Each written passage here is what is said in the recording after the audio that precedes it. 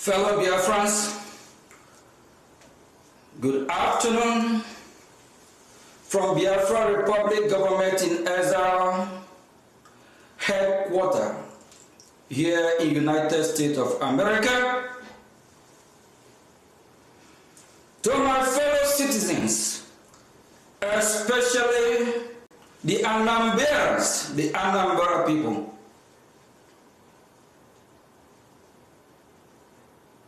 what is happening in Onitsha today is by the action of a man called Soludo, illegitimate governor, parading himself as the governor of the people, who is ruling against the will of the people.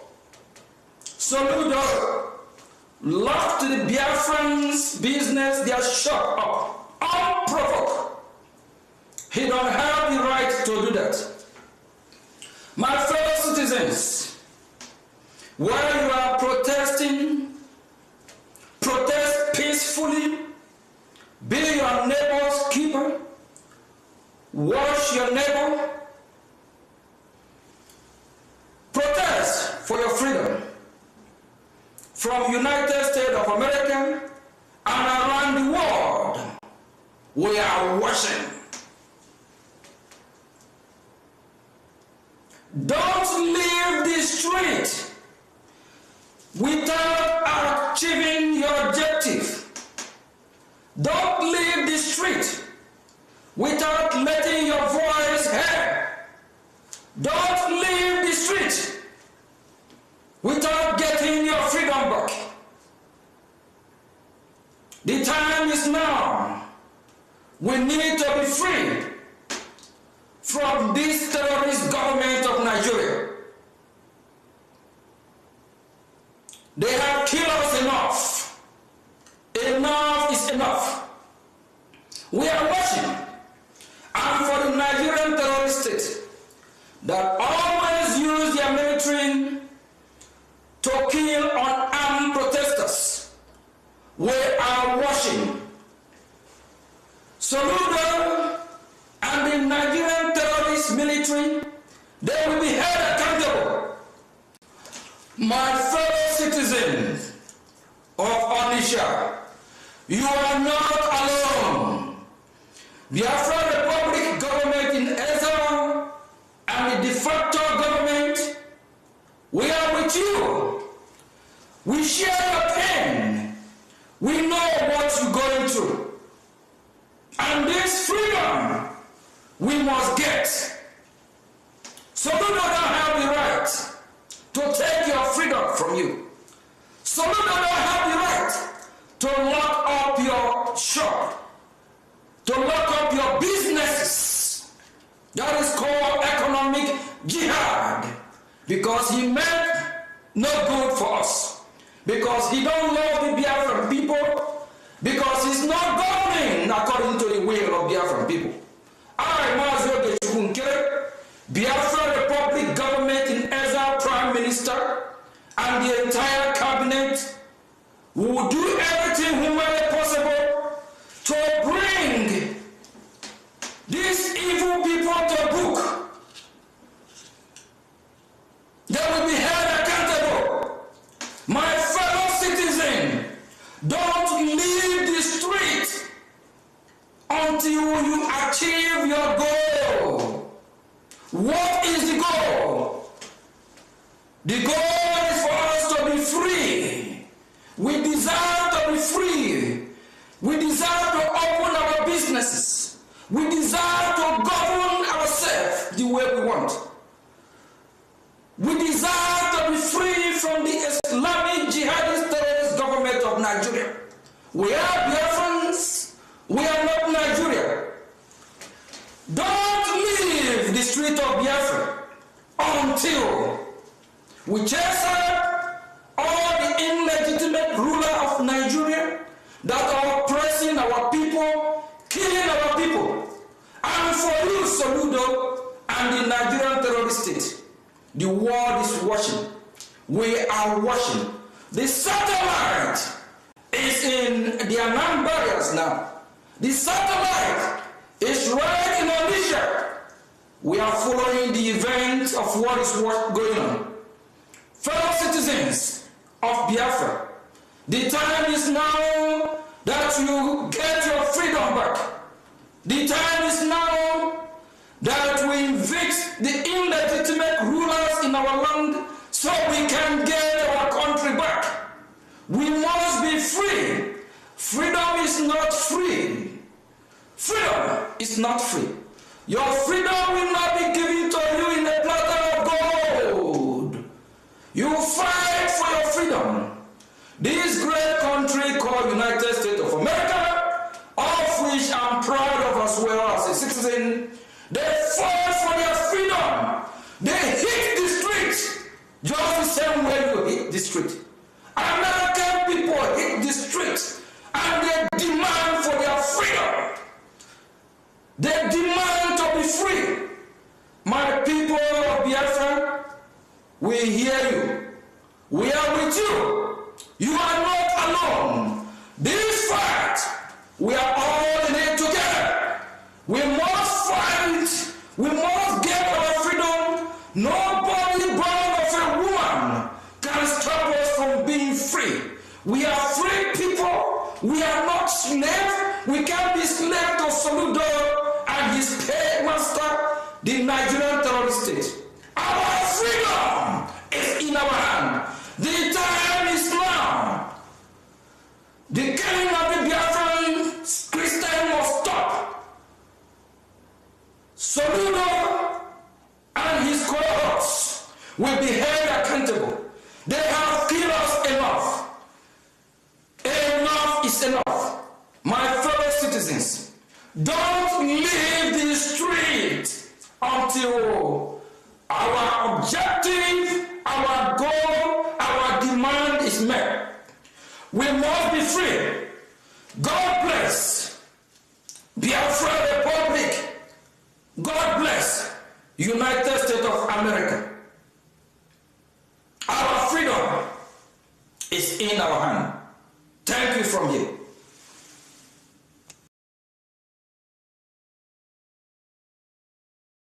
We are one of the countries under the red alert list. And so it hasn't worked. The concoction hasn't worked. The 36 state structure that we have today, Ofodile argues very forcefully that this current 36 structure is contrary to the instruments of surrender of Biafra, that there are three conditions that they agreed on the instruments of surrender, one of which was that the Biafrans accepted, said, we accept the current structure, which then was a 12-state structure. And that B or C of it was that any future change must bring all Nigerians on the table to agree. And that these were the things they signed at the instrument of surrender, but that the military unilaterally subsequently changed the structure without then the participation of the other side. And he argues that this is against the instrument of the surrender, and that no wonder the Southeast has been marginalized out of it, 5 states out of the others having 6 and 7, as the case may be. Now there is the issue of unitary fiscal federalism instead of the 1963 Republican Constitution on fiscal federalism. There is the expansive exclusive list and having overpowerful Abuja.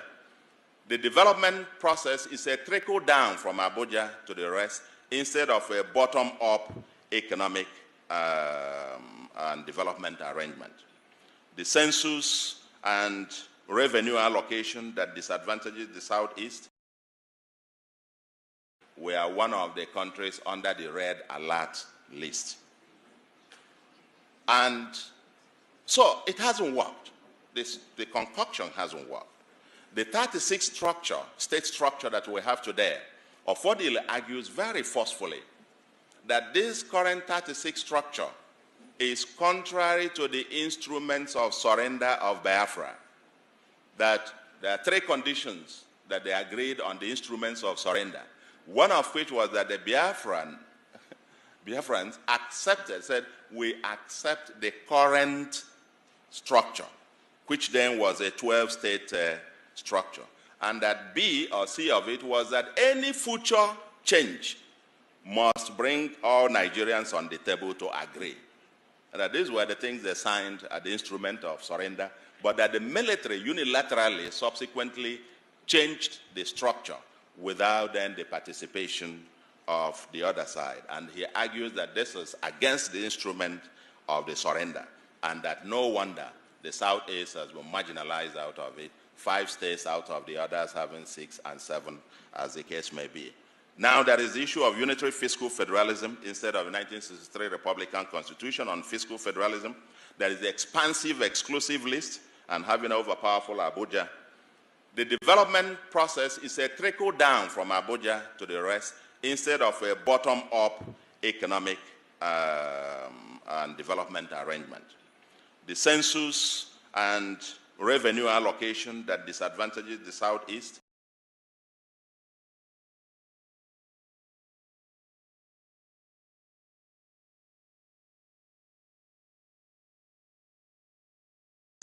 Quote, as a change agent, APC intends to cleanse our closet to halt the dangerous drift of Nigeria to a failed state with a conscious plan for post-oil economy in Nigeria.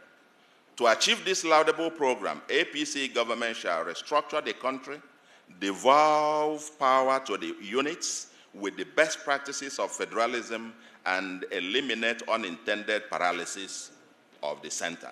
End of quote. This is the government in power that controls 23 states. This is the APC manifesto. So, and the Southern People's Assembly talk about the same thing. The Afenifere's position on the National Conference, if you read it, talks about the same thing. The National Conference report talks, supported by PDP, the same thing. So what is holding us? I must say the goal of this bit should be political stability and economic prosperity. In my view, a competitive federalism. We can write a book on this aspect of competitive federalism. Compared to the First Republic, when everybody had theirs, they had the resources, especially on revenue, a fiscal federalism. We've argued before, leave everybody their own thing, let them pay taxes to the center. This umbilical cord where Abuja will set wage for everybody all over the country, and so on and so forth. It was for a time when oil money paid for it, not anymore. Even in the US, you may have read about the governor of Maine, that the wife of the governor had to take a job in a restaurant to augment their income. Because given the state of Maine, the salary of the governor was not enough for them to survive on. And the wife had to take a job in a restaurant. The governor of Maine's salary cannot be the same as the mayor of New York, and so on and so forth. But here we've done all of this. Abuja controls it. Anyway, that's for another day. But what is holding us now, what I call as matter arising, is that the devil is in the details. Let the debate begin. What exactly do we mean by restructuring? The National Conference report, for example, is a beginning. But in my view, doesn't go much. It talks about creating more states, which misses the point. It's still more of the same. We are saying the ones that you have are not viable. 20-something states today cannot pay salaries. So what are we talking about? Or should we go back to the EQMS constitution, the proposal of 6 zonal structure as the federating units? What model of federation? Should we use the UAE, United Arab Emirates system, or which one are we going? Let us get to work and begin to think. Some people propose, and I agree, that we need a new constitution negotiated by the people of Nigeria. And my thesis is that if this is the only achievement of President Buhari, he would be the greatest statesman ever in the mode of Abraham Lincoln. But we need to get this done. That the people of Nigeria will have to get together and negotiate a new constitution for themselves. Second, or the third point, is leadership failure in Igbo land. It raises fundamental questions if you read Chude's book on the collapse of failure of leadership in Igbo land. and the search for the new one, and whatever. It's in that light, it agitates your mind when we talk about Igbo presidency. What does that actually mean? Is it to have somebody wearing a red cap in the villa, or what? If all that we say, even within the states, a governor is first his village, his local government, then his senatorial zone, so that he can be Ochilo Ozwa of his own local government or his village, and so on and so forth, then let the others care. Is that the kind of leadership we are talking about Nigeria, or in the new Biafra, as it were? And we have seen it, like I said, about people occupying offices and so on and so forth, and still nothing. So the question is, the same contradictions in Nigeria are also there within Igbo land. We cry of marginalization at the larger Nigeria, but there is also cries of marginalization within. There is the identity question within. There is the citizenship and indigenship question within. How many other Igbos live in Aba and in Abia, for example? But, I don't know, 2 years or 3 years ago, that was the indigenship thing, that all non-Abia citizens were sacked from but these people had lived there, worked there, paid their taxes there. They were counted as part of Abia in the census. You collect revenue, more revenue because of them. But then, no, you can't work in there. You are not an indigent. So while we are pointing one finger there, ladies and gentlemen, look closely. The other three are saying, let's get it here. And so how can this new leadership emerge? And then, of course, the entry fee is very high. The fourth, the new Biafranism, and that is my last point. And let me say that Nigeria has wittingly or unwittingly dragged the Biafran issue from the periphery into the mainstream discussion. Nnamdi Kanu, in my view, threw a bait, and Nigeria took it. Today, he is the most popular political prisoner and will end up either as a hero or a martyr. But to his credit, he has forced Nigeria and the world to discuss Biafra. I believe that keeping him there does not do Nigeria any good. I believe this young man should be released, and released like yesterday.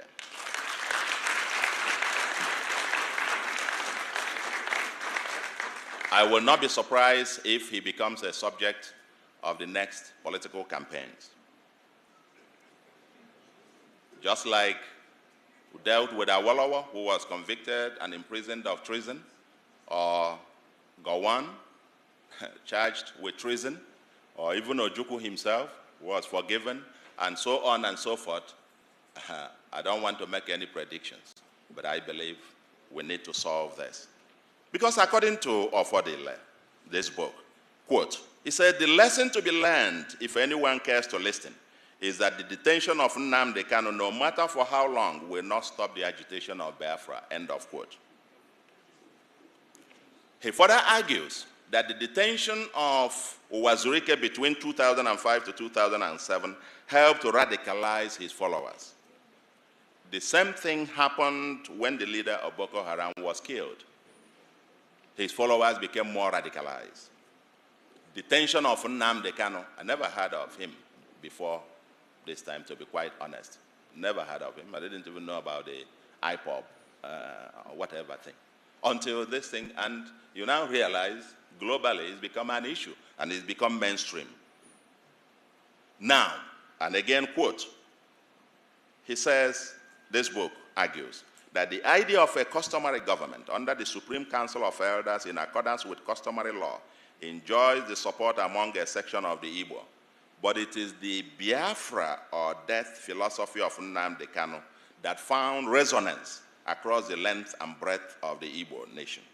Therefore, there cannot be a resolution of the Biafran dilemma without a wholesome engagement of the Nnamdi Kanu stroke Uche Mefo faction of IPOB. End of quote. That's what this was. So, if I were President Buhari, quite honestly, I would be very suspicious of anyone who advises me to ignore the Biafran issue. I'll be very suspicious. Anybody who says that is either ignorant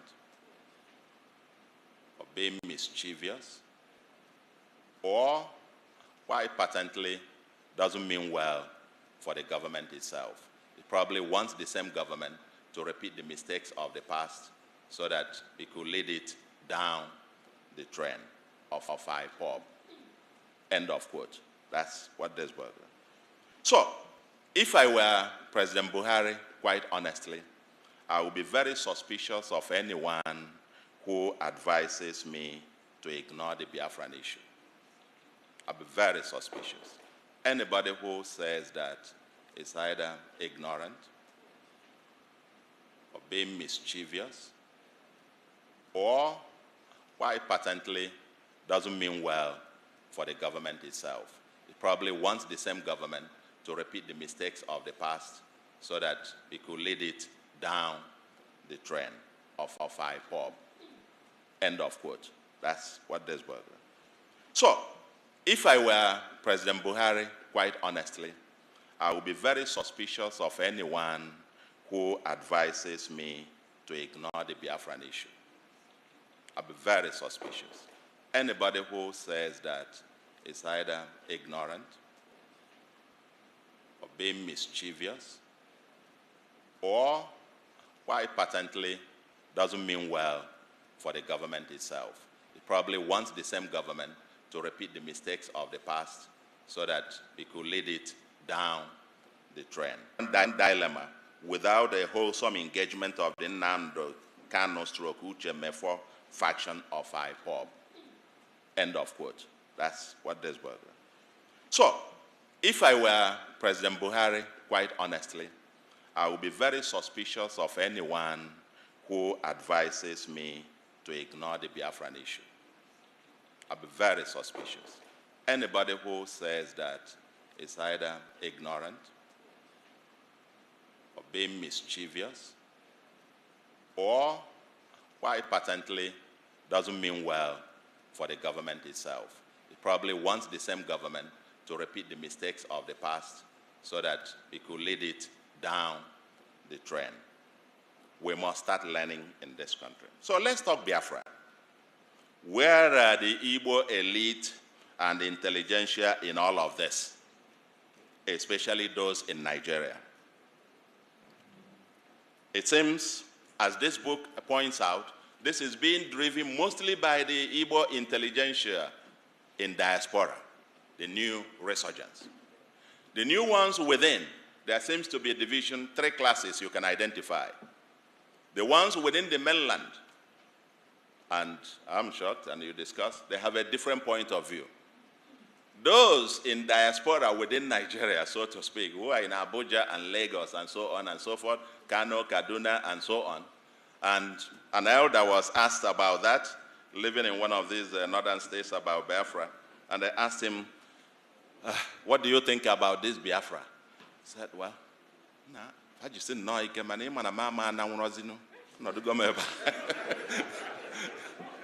In other words, they should keep it up, but you know I can no longer go now. You see all the things I have here, I cannot carry them on my head.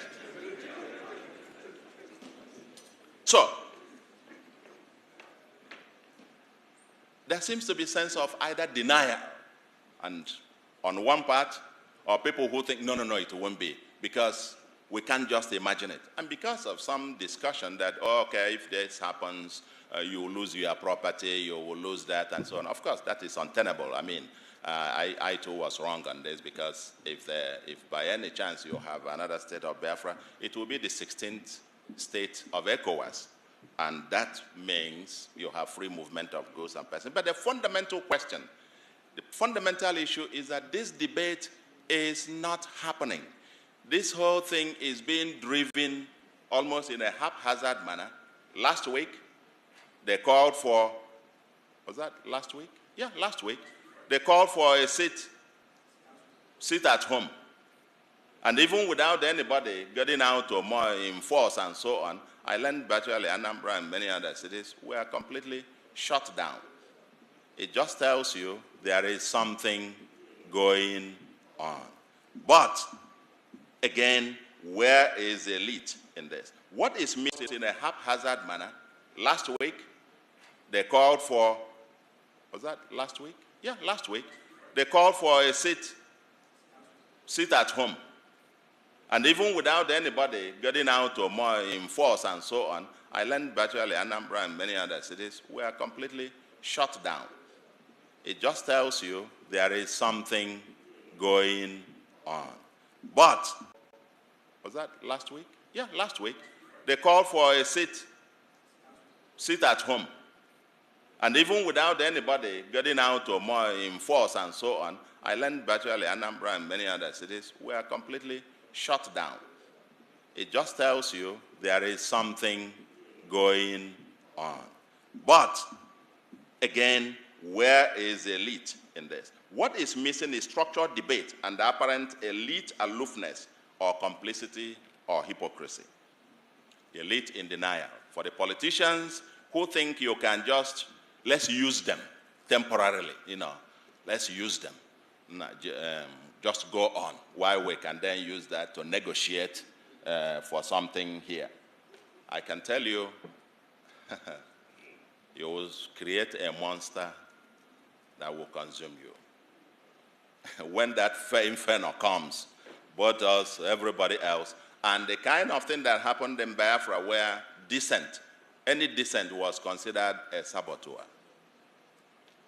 Okay? You might get to a point where you will be telling them, just go on while we can negotiate here, get something for ourselves in Abuja. I can tell you, these guys are no fools. At some point, they will look at you too and know that you're actually part of the problem. And so on and so forth. So, I say, let the debate must begin. The late Dr. Pius Okibo, in this book as well, presented what the memo by late Dr. Pius Okibo presented to the Biafran government on the economic viability of Biafra. Nobody is talking about what the currency will look like. How will you fare with international trade? What kind of constitution are you talking about? And Ofodile forcefully argues here that the Ahira Declaration of 1969 came too late. They had intelligentsia pushing for Biafra, but there was no organized structure. That if they had done what they did towards the end of the war at the beginning, Biafra would not have ended the way that it did. But what is shocking is people talk about this in their bedrooms and in their parlors. And then you come out and everybody is just, and so on. I'm sure it will not take long. So what I am calling is that we must, the elite, the intelligentsia, get out of the closet and let us, now that the issue, the president in New York made a point. He said there will be no referendum in Biafra. Now, and I said, my reaction to it was, oh my God. So this matter has actually gotten to the point where we are now talking whether to have referendum or not to have referendum. The moment you've reached that point, it tells you that it's only a matter of time. But who is driving the debate? The New Zikism, New Biafranism, and so on and so forth. Everybody seems to be quite quiet. And finally, let me agree with Wole Soyinka that Biafra is an idea. And that is what this book talks about. You can't defeat it with guns or prison cells. The only way to defeat it is to offer a counter-narrative. There has been no counter-narrative until now. What Honorable Ofodile has done is to provide very powerful, not only counter-narrative, but counter-narratives. And I will say and stresses the urgency of action now. The clock is ticking, and I can only end by congratulating Chode for this eminent work. Thank you very much.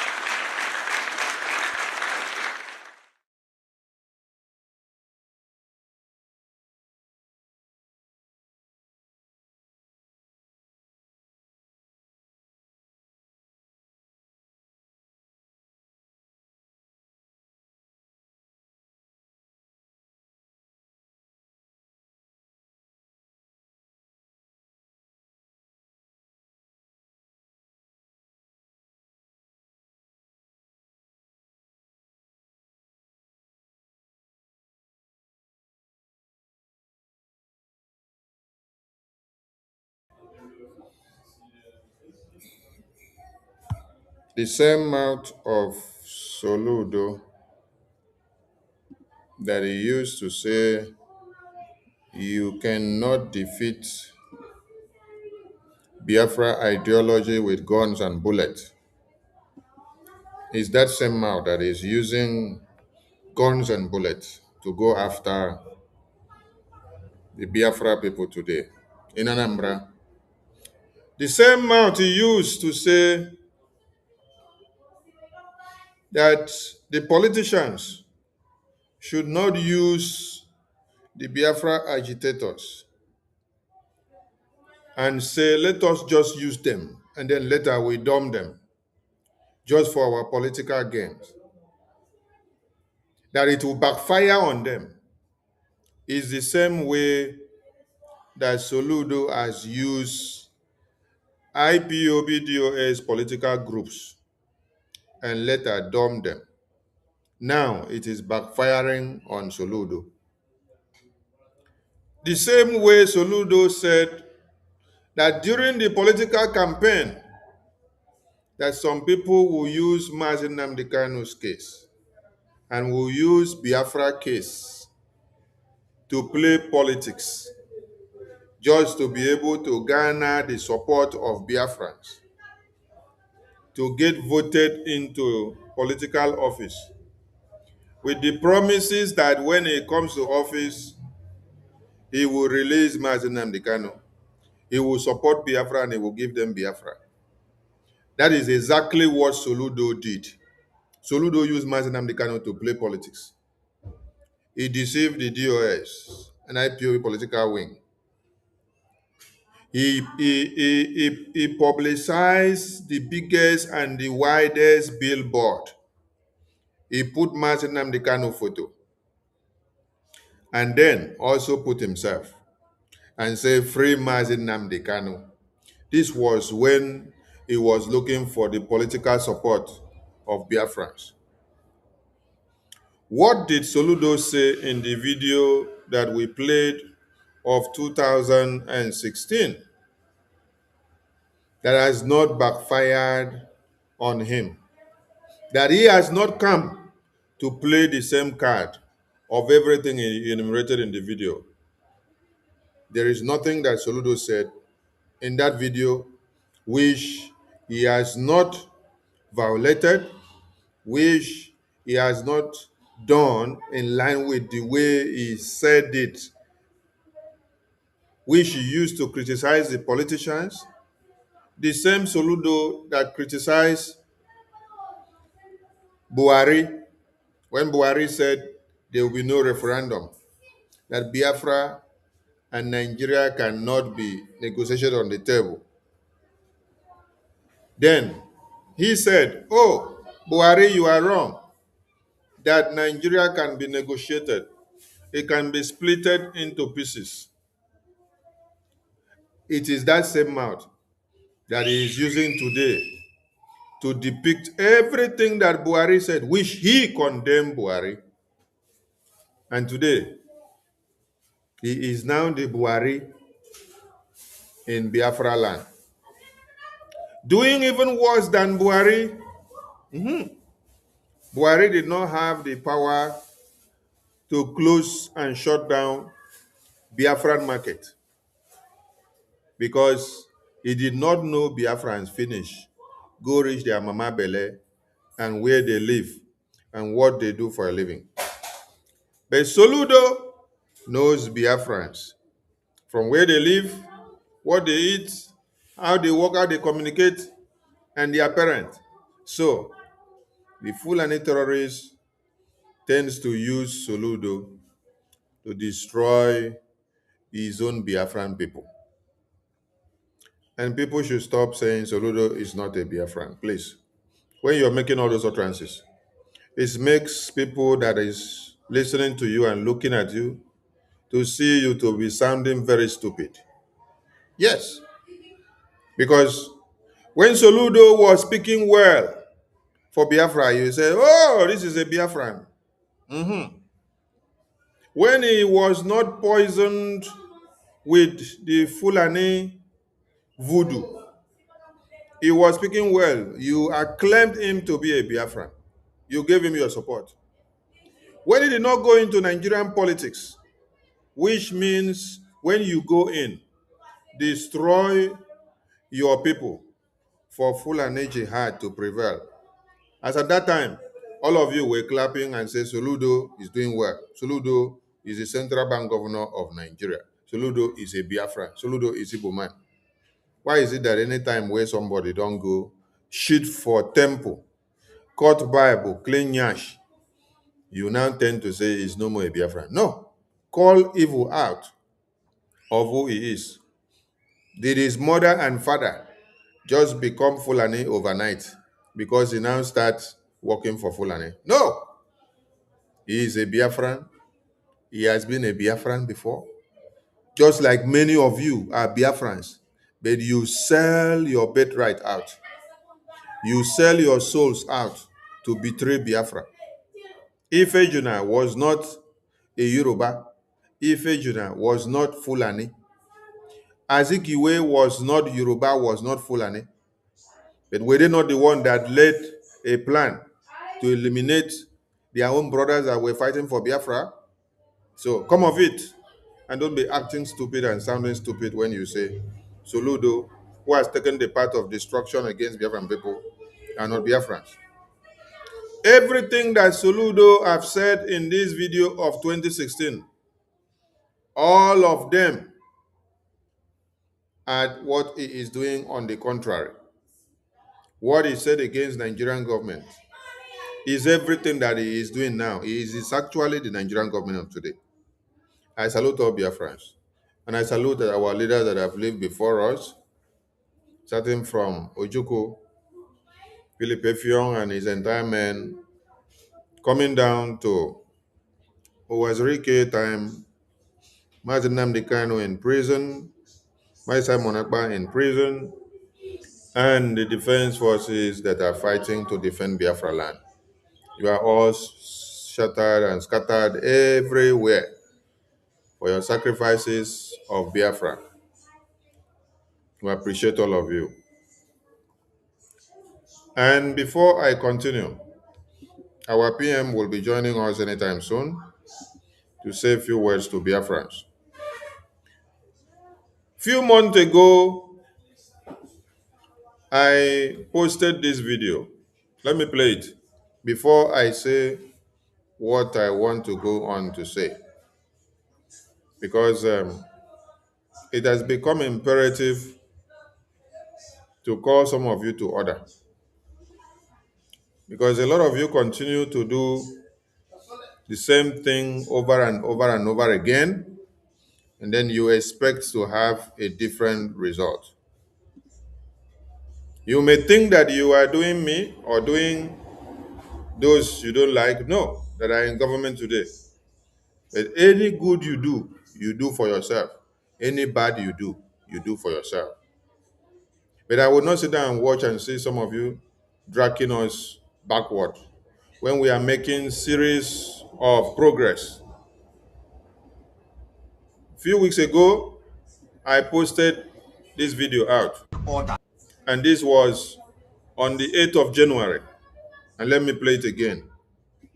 No order from DSS dungeon. The reason for us not taking order anymore from the DSS dungeon is to... Same way you listen to that message from the beginning. We are not taking orders from DSS dungeon, from Nigerian prison. We are not taking order from Finland prison. The reason for that is to protect those our leaders, to protect Mazinam Nekarim from prison, to protect Mazi Saifoneba from prison. So any order that is coming out from prison now, from Finland and from Nigeria, from these leaders, we are not taking that order because it is for their own good. They can't be in prison and be leading people that are here and be giving orders. Because if we use what they are saying to do anything, it will implicate them and they will not come out again forever. They will be dead and gone inside prison because everything we will use their name to do will implicate them. So we are not taking orders from them in prison. We've got our leader. We want our leader to be safe. We want to exonerate our leader from anything that Biafrans will be doing for his own best interest. So anything that we shall be doing going forward in 2025, 2026, 2027, or till Biafra comes, as far as our leaders are in prison, we will not tag their name. We will not put that they are the one giving the order, or they said this, or they directed this. It is for their own good. It is to keep them away, because if we put their names, it will be used against them. So for all of you that are using our leader's name, Simon Ekpa name, Mazinam Dekano name, and then you say he is giving order, he's telling you to come and do this, telling you to come and do this, desist from it. And all of you that are trying to follow that a message that Emma and the rest of them and former are sending to you, you are digging the graves of our leaders that are in prison. Stop it, because you're going to implicate them the more. Somebody cannot be in prison and be the one giving you orders here. any actions that Biafra people will be taking in Biafra land, you don't attach Mazinam Dikano to it. Any action that Biafrans will be taking, BRGIO, Biafra Defense Forces, or Biafrans in the homeland, or any Biafran taken for Biafran quest, don't attach Mazi Simon Ekpa name to it, or Mazinam Dekano. Don't tag their name to implicate them. Any action that Biafrans will be taking in Biafra land for the freedom of Biafra, the freedom of Mazinam Dikano, and freedom of all prisoners of conscience, you don't bring Mazinam Dikano to it.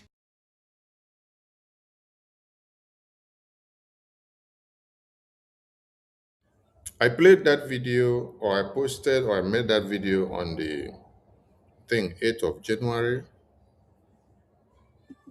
I hope so, 8th of January.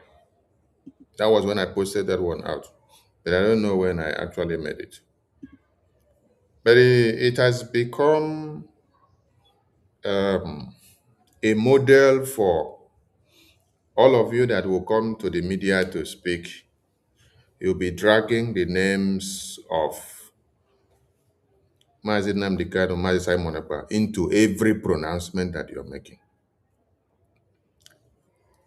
And this message is to everybody as a Biafran, from which any department to another.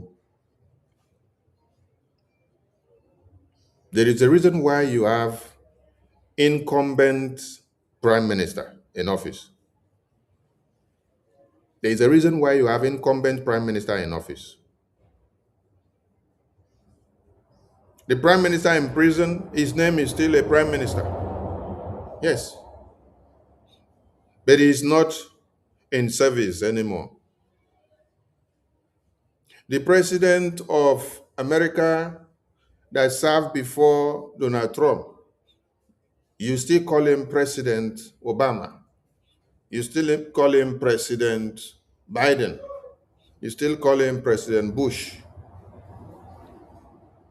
Even President Obama, let me go to Obama's Twitter page, so that it wouldn't be as if I am just talking. Let me go to Obama page. Let me go to President Obama's page. I don't want to just be talking. I want to talk, and then as I'm talking, I'm explaining something, so that all of you will understand my point. This is Obama's page on Twitter, or Obama's official account. This is President Obama's official account on Twitter. What do you see there? You see Barack Obama, dad, husband, president, and citizen of the United States of Biafra. You see president, right? For those of you that are having stomach ache and having problems with the word, the incumbent prime minister, the ex-prime minister, the one that is in office now, I want all of you to look at Obama. Obama is still addressed or profiled as president on his official account. If you go to the list of President of America, you will still see his name there as President of America, but not as incumbent president. Incumbent president is the person that is in office. Incumbent president is the person that is in office. Incumbent prime minister is the person that is in office. So when I see all of you coming out in the media to disgrace yourself and causing more problem for these leaders that are inside prison, I laugh at all of you. Now also look at the memo that was dropped by Obama here. This was 25 of January. 25 of January 2026. What did you see there? You see statement by President Obama and Mrs. Obama.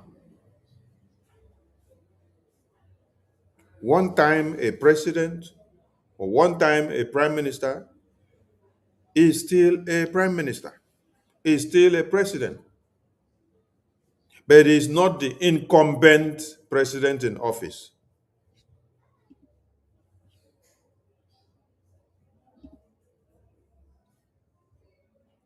Now, Obama is ex-president of America, a one-time president of America, and is still addressed as President Obama.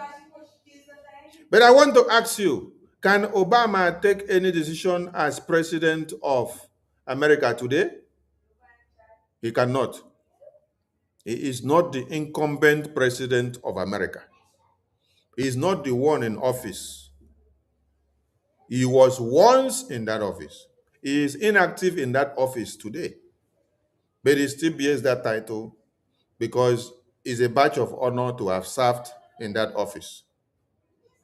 He will bear that title till he dies. But you need to understand who is the incumbent president, who is acting now, who is in office, who is active in office, who is the person that is the president now, who is the person that is the prime minister now.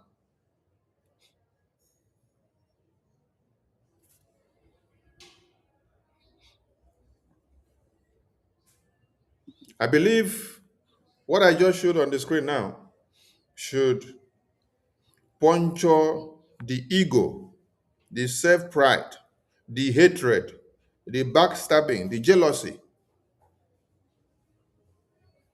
the uncompromising element in many of you who claims and tends to be educated, but you have the dead brain fools.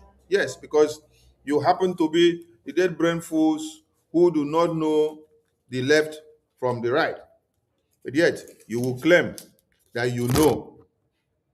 You claim you know more than every other person, but you don't know anything.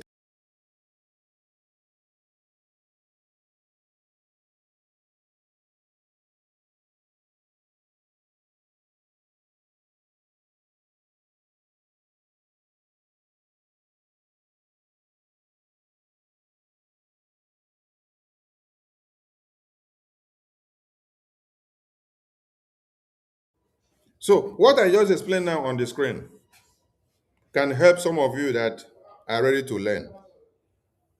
But those that are ready to continue to be stupid, you can continue to be stupid. It's none of my business because there is no how you can help an idiot.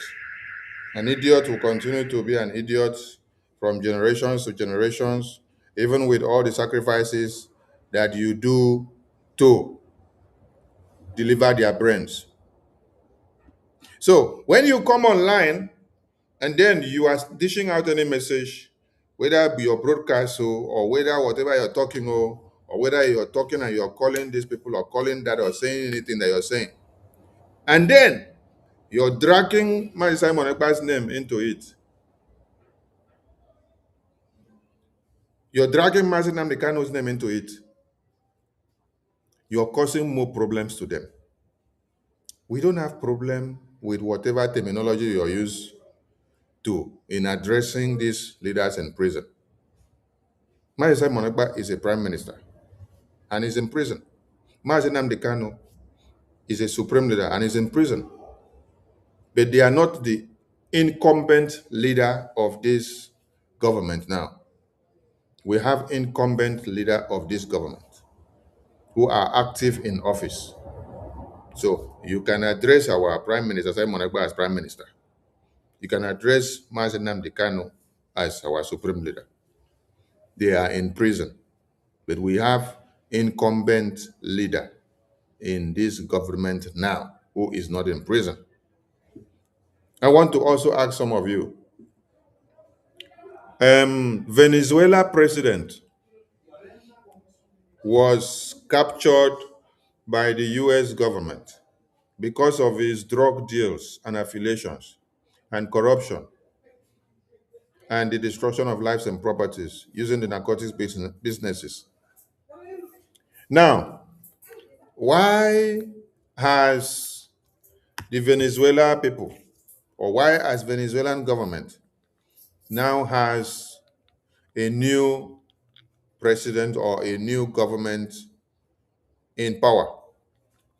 Why have they not said they have to go to American prison to go and meet Maduro, Venezuela president who is inside prison, to lead them from inside prison? But instead, they set up a new leadership structure. They move on with the governance of the Venezuela people. Why is it that when it comes to you people, when our brain, they die instead of to develop?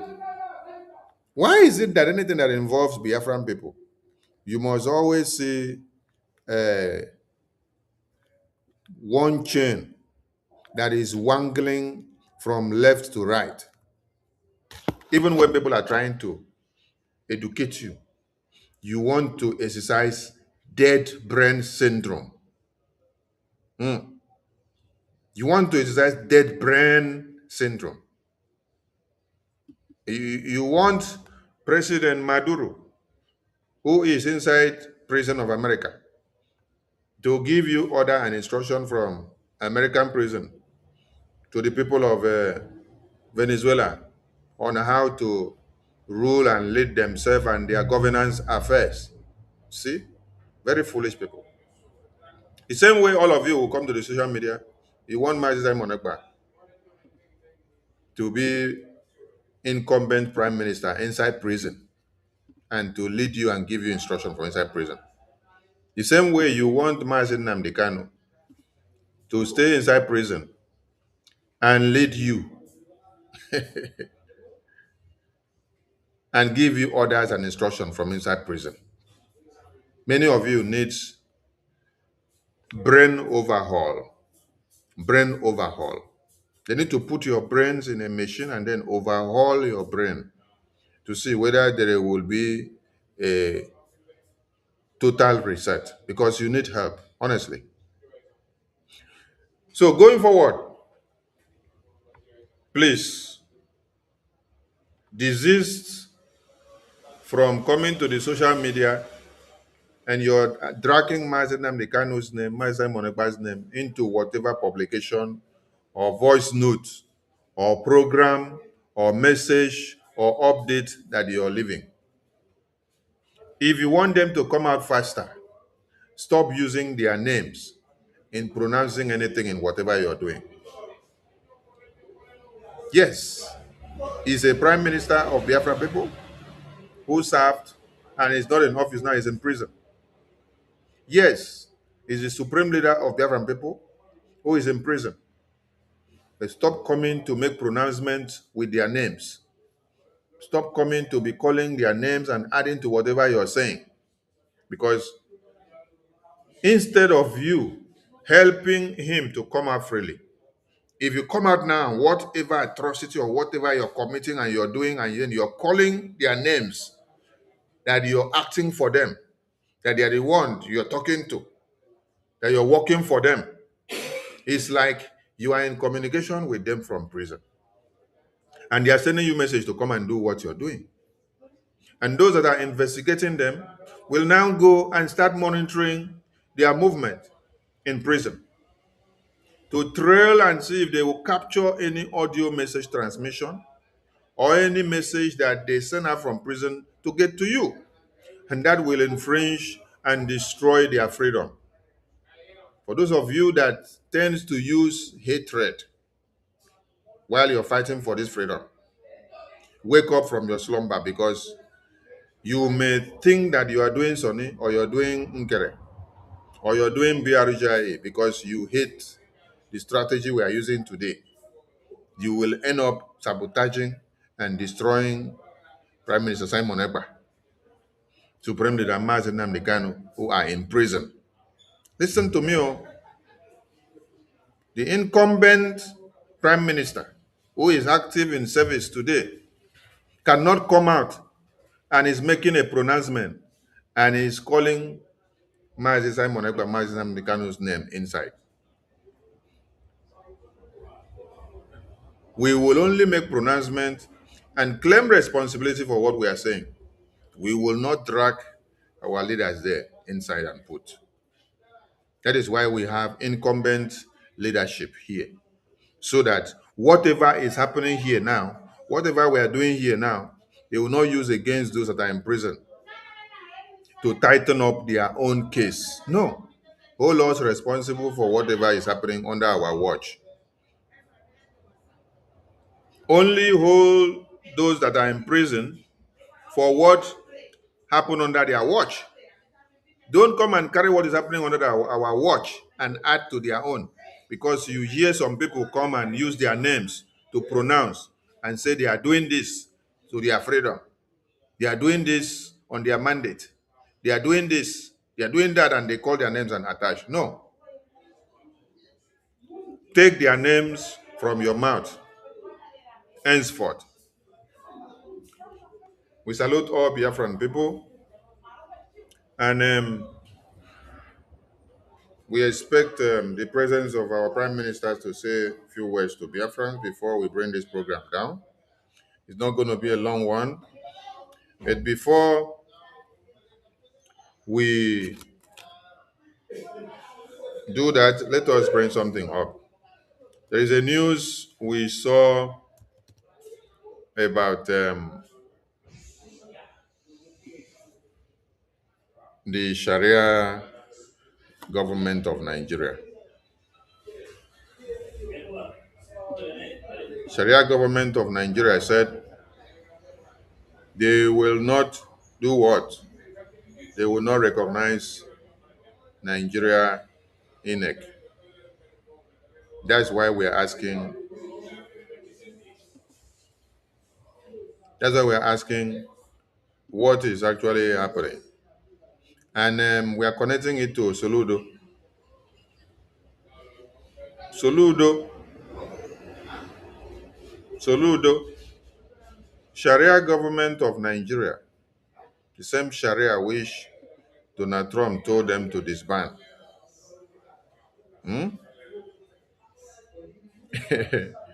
Eh, the same Sharia that Donald Trump told them to disband. Today, they are telling you that they will reject INEC and they will not take anything that INEC says.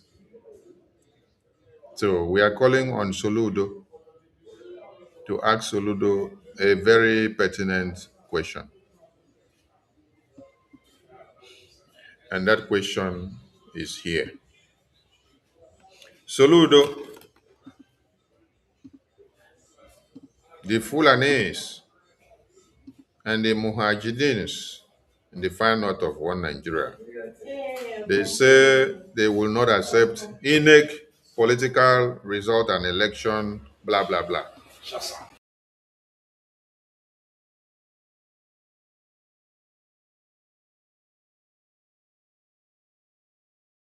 So the question is, Oga Soludo and all the fools and the EU that are working to uphold the integrity of Nigeria.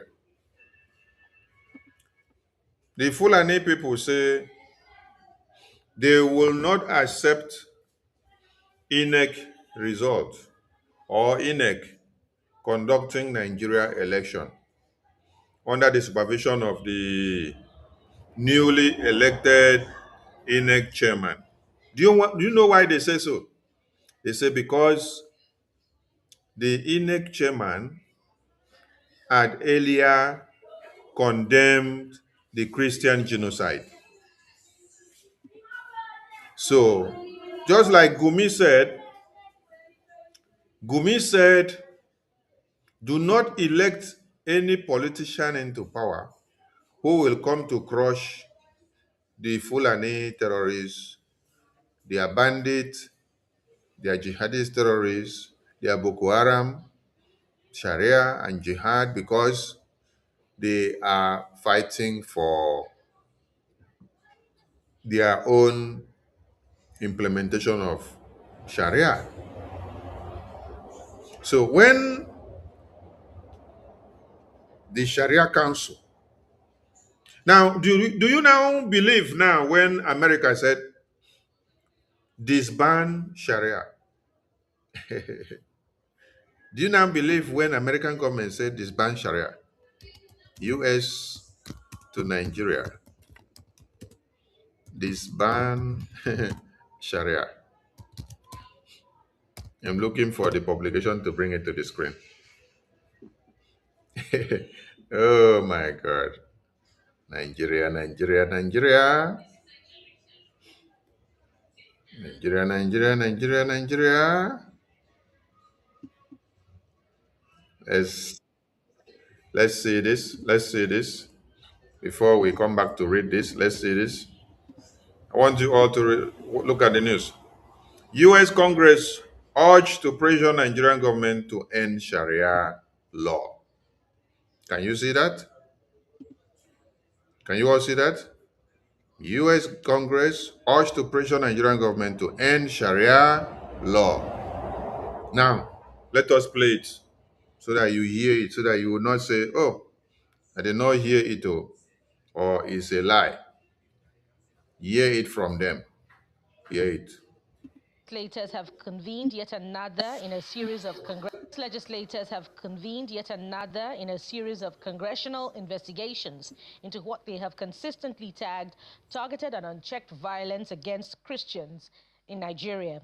At a joint briefing of the United States Congress, lawmakers and expert witnesses firmly rejected claims that the killings and mass displacement in Nigeria are driven by resource disputes. Instead, they warned that extremist groups are exploiting religious laws and enforcement bodies operating in northern Nigeria, deepening what they describe as a growing campaign of persecution. U.S. congressmen were urged to pressure the Nigerian government to abolish Sharia criminal codes in the 12 northern states where they have been implemented and to disband the Hizbah religious police. Academic and senior fellow of the Council for Foreign Relations, Dr. Ebenezer Obadari, told the bipartisan panel that Boko Haram, ISWAP, and radicalized militant groups continue to use these structures to impose extremist ideology, carry out forced conversions, and operate with impunity.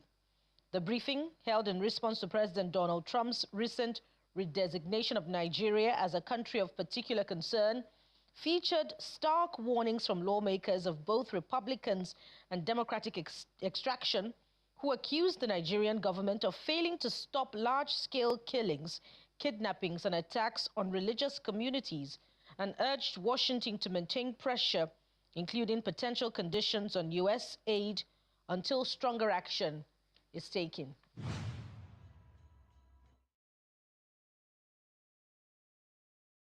Nigerian government to abolish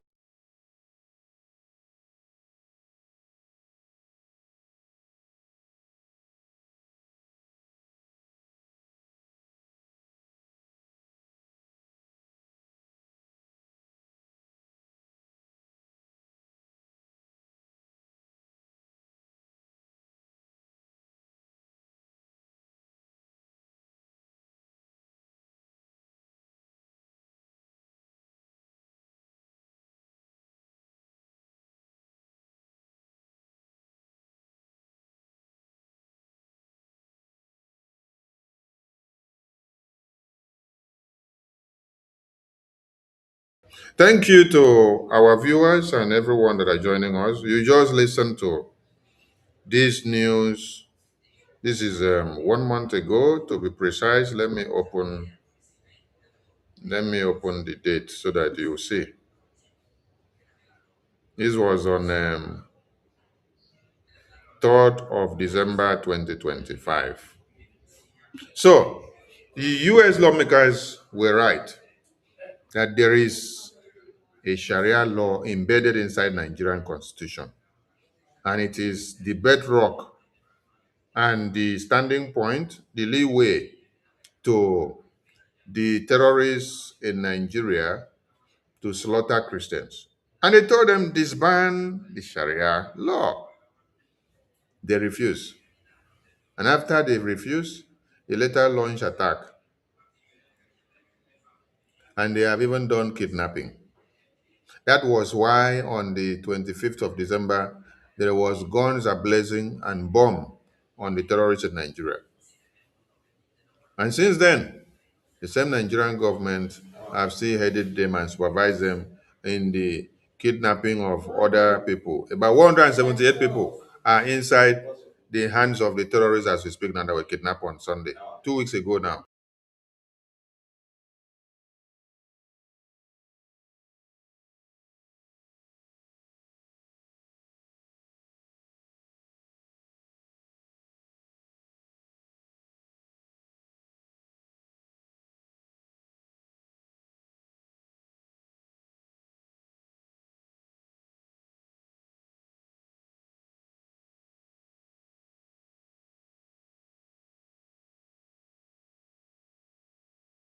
Legislators have convened yet another in a series of congressional investigations into what they have consistently tagged targeted and unchecked violence against Christians in Nigeria. At a joint briefing of the United States Congress, lawmakers and expert witnesses firmly rejected claims that the killings and mass displacement in Nigeria are driven by resource disputes. Instead, they warned that extremist groups are exploiting religious laws and enforcement bodies operating in northern Nigeria, deepening what they describe as a growing campaign of persecution. U.S. congressmen were urged to pressure the Nigerian government to abolish Sharia criminal codes in the 12 northern states where they have been implemented and to disband the Hisbah religious police. Academic and senior fellow of the Council for Foreign Relations, Dr. Ebenezer Obadari, told the bipartisan panel that Boko Haram, ISWAP, and radicalized militant groups continue to use these structures to impose extremist ideology, carry out forced conversions, and operate with impunity. The briefing, held in response to President Donald Trump's recent redesignation of Nigeria as a country of particular concern, featured stark warnings from lawmakers of both Republicans and Democratic extraction who accused the Nigerian government of failing to stop large-scale killings, kidnappings, and attacks on religious communities, and urged Washington to maintain pressure, including potential conditions on U.S. aid, until stronger action is taken.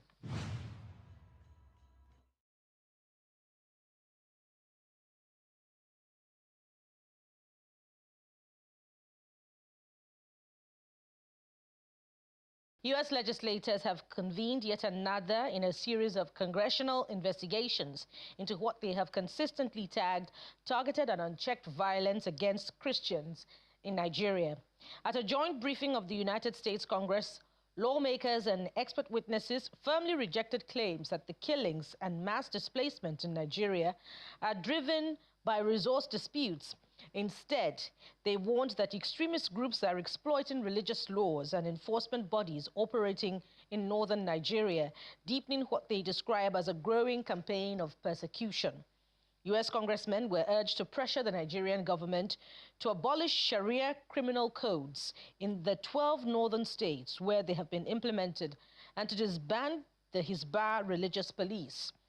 Academic and senior fellow of the Council for Foreign Relations, Dr. Ebenezer Obadari, told the bipartisan panel that Boko Haram, ISWAP, and radicalized militant groups continue to use these structures to impose extremist ideology, carry out forced conversions, and operate with impunity.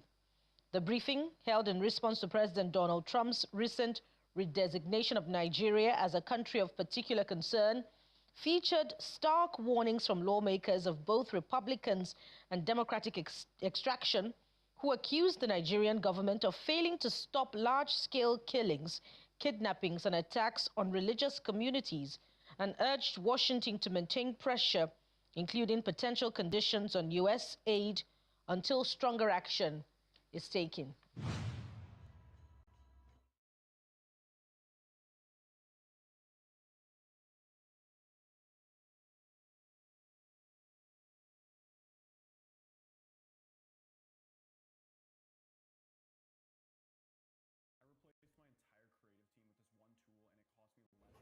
And today, that Sharia law and Ishba, which US government told Nigeria to disband, which they refused to disband, they are using it against, they are using it against, they are using it against the citizens today.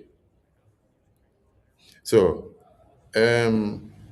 we hate to see things happen this way. But I want to tell everybody that American government would not break Nigeria into pieces. When the Nigerians are not ready for Nigeria to be broken to pieces, if they don't want the change. Because when you look at the Venezuelans, they cried for help. Is someone And that, they, if I remember, the way you used to help me before, and this thing happened to me, in fact, I can't sleep. I can't where even, is that what noise happened? coming out from?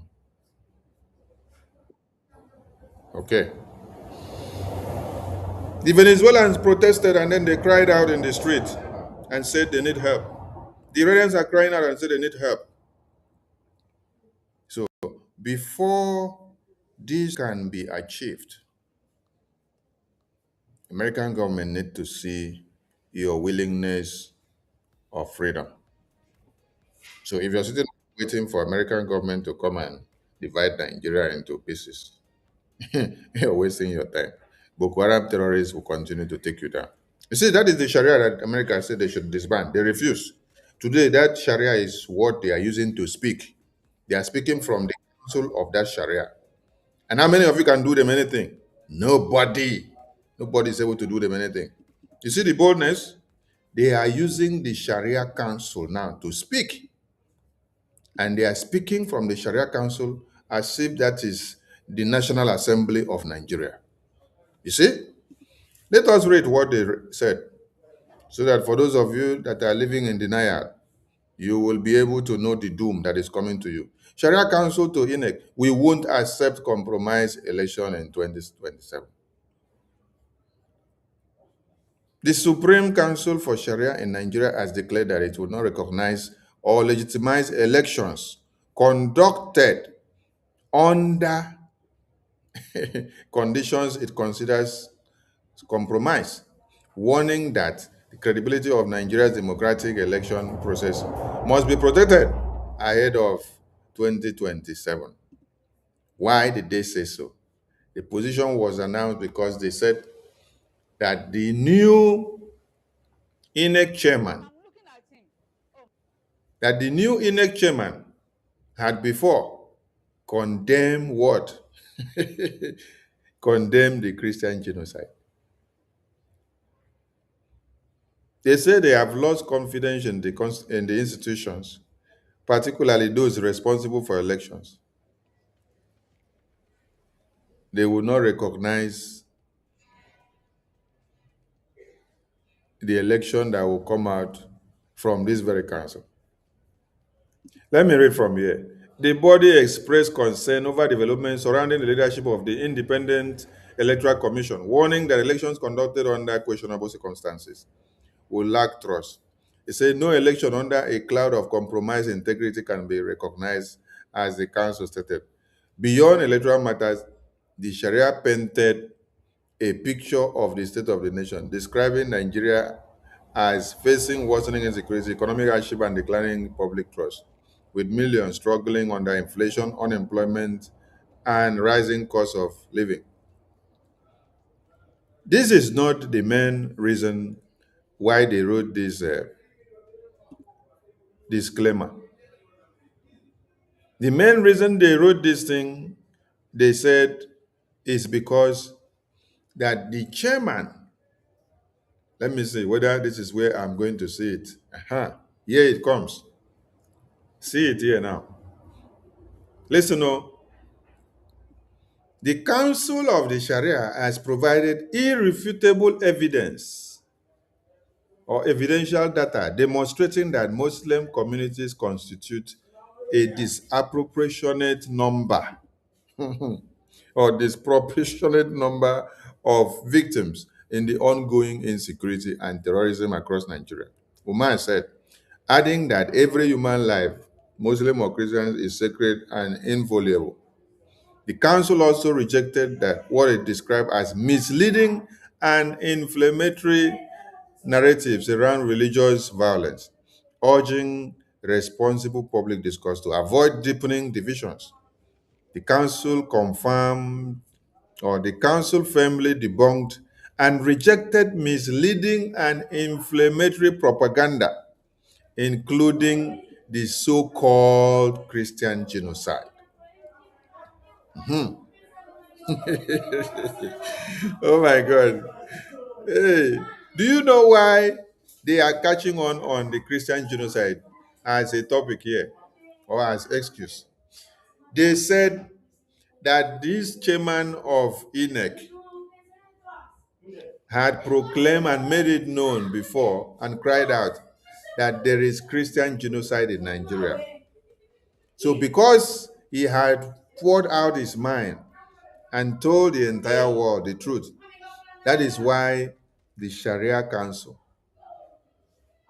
said they don't want him to be the INEC chairman, because for him to have exposed that there is Christian genocide, that means he is not working to make sure Nigeria bad image is hidden in the public. That is supposed to be somebody that will hide the bad image of Nigeria, the genocide, the persecution, and everything that is happening. And then even if they are cutting off heads of babies, women, and children, he will not bring it out. But because this INEC chairman has before now publicly decried about the Christian genocide carried out by these jihadist terrorists, so they disagree that having him as the chairman of INEC will not go well with them, that it will not favor them as the Sharia Council.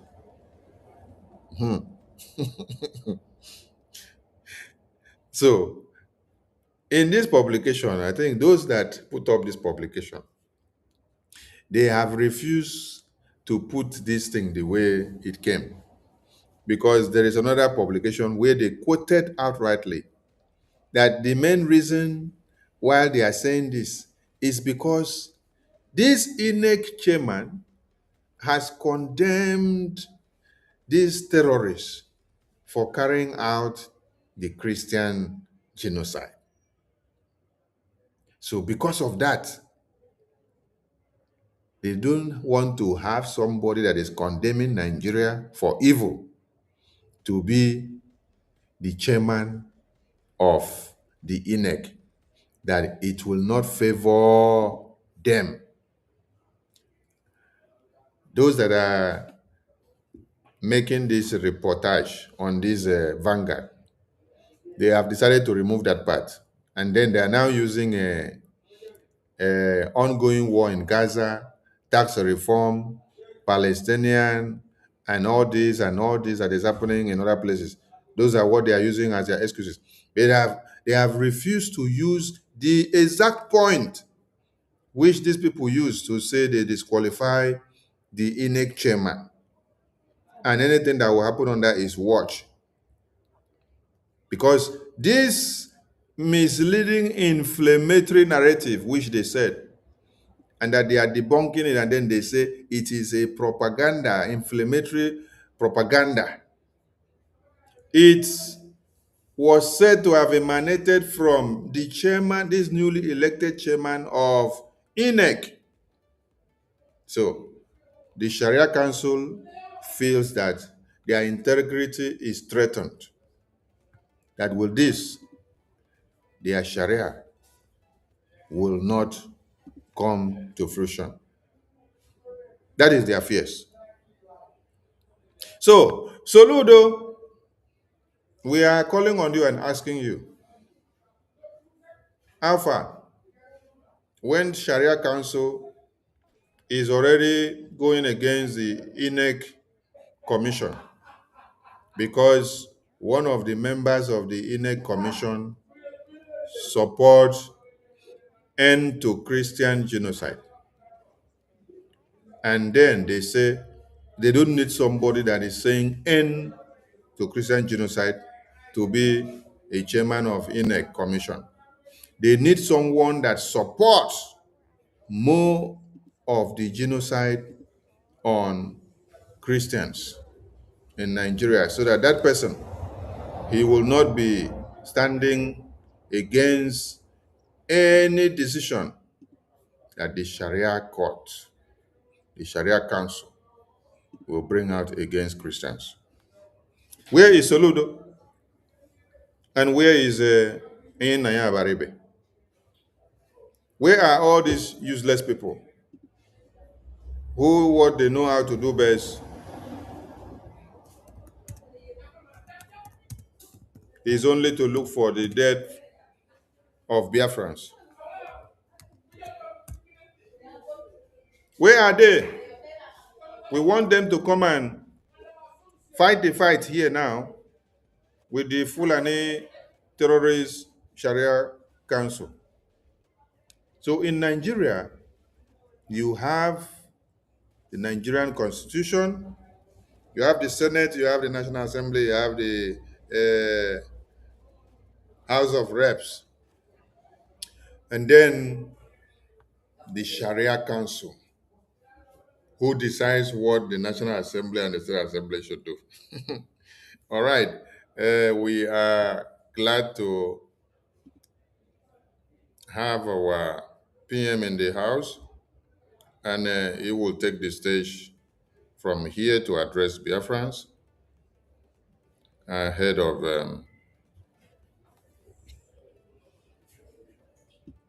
the week. I salute all of you, and Honorable PM, you're welcome to the stage. Thank you for having you.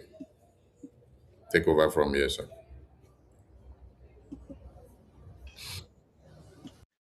Thank you, Honorable Minister of Information, Mazi Soni Agbarawa. Biafran people really appreciate you, and from the bottom of my heart, I say thank you. Keep doing what you are doing. Keep fighting for your people. We love you. We love you so much. Good evening from here, my fellow citizens.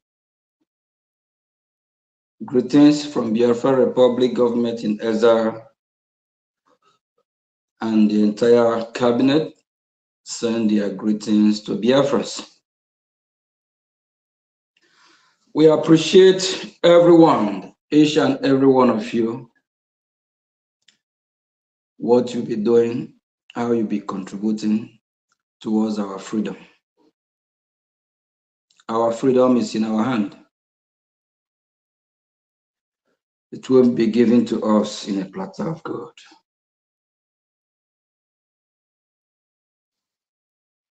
If we really want to be free,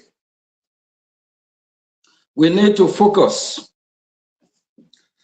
Don't be distracted. There is distraction flying right and left from every angle. Please don't be distracted. Don't be distracted. Keep doing what you are doing. You know what you want. You know who you are. If you are fighting genuinely, you know you are. If you are sabotaging what we are doing, you know you are doing it. Just like Soludo have made himself topic of the week. This is a man that years ago, he once talked like a Biafran, sympathized about our cause. He talked about our leader, Mazin Nnamdi Kanu, the reason why he was detained. And he also make a suggestion why Mazin Nnamdi Kanu should be released. But this man is speaking from both sides of his mouth today.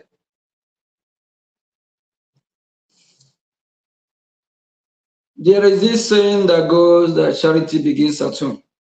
Please, Honorable Minister of Information, can you by chance show us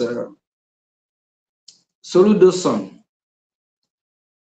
I think, let me see if I can look it up. This is somebody who want to champion Biafran people, who want to be our Biafran champion, who wants better life according to him, that he wants Biafran's better life. But Soludo can't even take care of his family. There is nothing to write about Soludo's son, Arumere.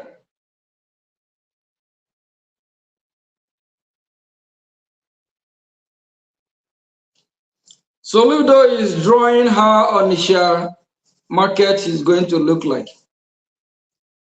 4 years ago, the same evil, illegitimate governor that is working with the Nigerian terrorist state said he will turn Anambra to Dubai. Citizens of Anambarians. Is Anambra like Dubai as we speak? The answer is no.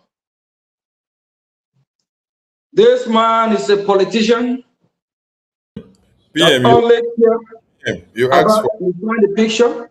you asked for Soludo's son's picture. Okay, please kindly do that. It's very important.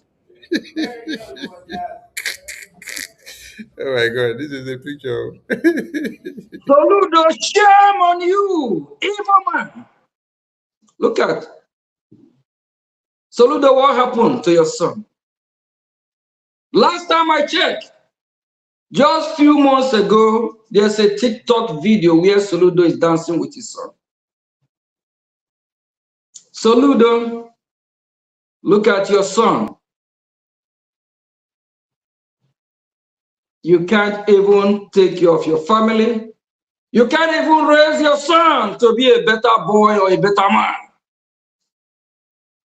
God will punish you.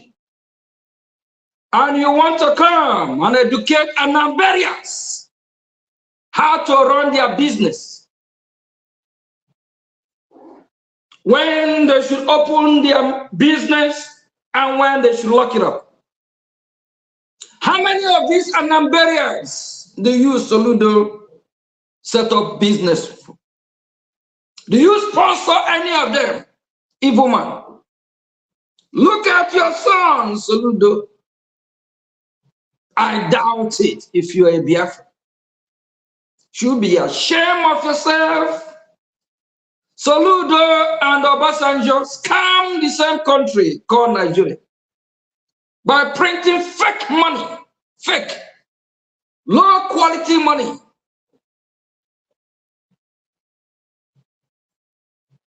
People of Anambra, especially Onisha, if you all allow this one individual, it's true that he's working with the Nigerian terrorists. If you allow Soludo to lock your shop, to bully you, look at God. Honorable Minister of Information, are you sure this is Soludo's son? Hello, Mero. God of Israel. God of Biafra, where are you? Soludo, look at your son. Can your son trade at main market on Isha? Can your son do buying and selling? Can this your son import goods from China, Hong Kong, Taiwan to Biafra land? Evil. Evil is very, very bad. People of Anambra, people of Onisha, if you allow Soludo to bully you, especially for the gentlemen, for those that call themselves Odogu, for those that call themselves name and title as men that can defend their fatherland, as men that can defend the motherland, you allow Soludo to bully you. You are not man enough. You should be ashamed of yourself. Soludo deserves to be beat down, flogged like a little baby. I've never seen anywhere in history of mankind where a so-called governor that's supposed to govern over people, look after people. It's true that he is an illegitimate governor. And this man parading himself as governor with the Nigerian military that he used as, for cover up, because they shared him. If not, he will not spend a day in Biafra land. Never seen anywhere where a governor, so-called governor, will go and lock up businesses of the same citizens that he's supposed to govern, and want to starve them to death. Economic jihad. Talking about he will demolish, he will bring bulldozer to destroy their businesses, to bring the business down. We are talking about business that worth billions of dollars. We are not talking about that useless money called Naira. Billions of dollars.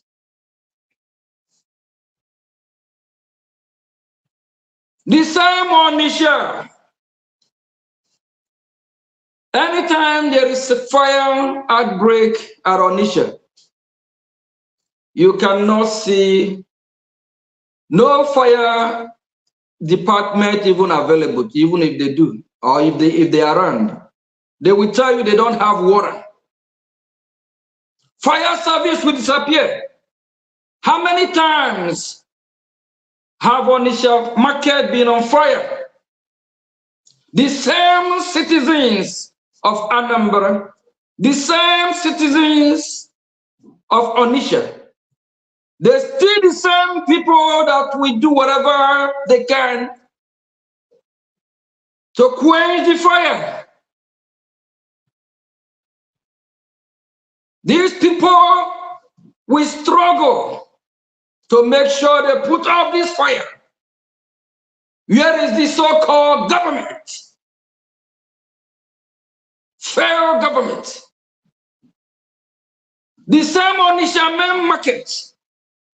There is no electricity. The people power their own, they have their own generation that supply them power. This is called self-governance. Basically, the people of Onitsha take care of themselves. Whether there is government there, you can't even tell. Because the government provides nothing. No electricity, no running water, no security, no good workable hospital. The education system is calm, just like P2B said Nigeria breed criminal. Everything in that Nigeria is calm. This is one of the reasons the Anambarians are sitting at home. Because they want their freedom. And they also want their leader to be released. It's part of how to show concern and to also let the international community know about their readiness and to leave Nigeria. And they also sending us a signal to the world of their displeasure about the so-called terrorist country called Nigeria. The chairman of the market union, the chairman, be careful. Don't work with these politicians that don't care about you. Don't let all these politicians like Soludo influence you. Because any wrong decision you make today, you will be held accountable. Karma is real. What goes around comes around. The market leaders, be careful. If not, Biafrans will also hold you accountable.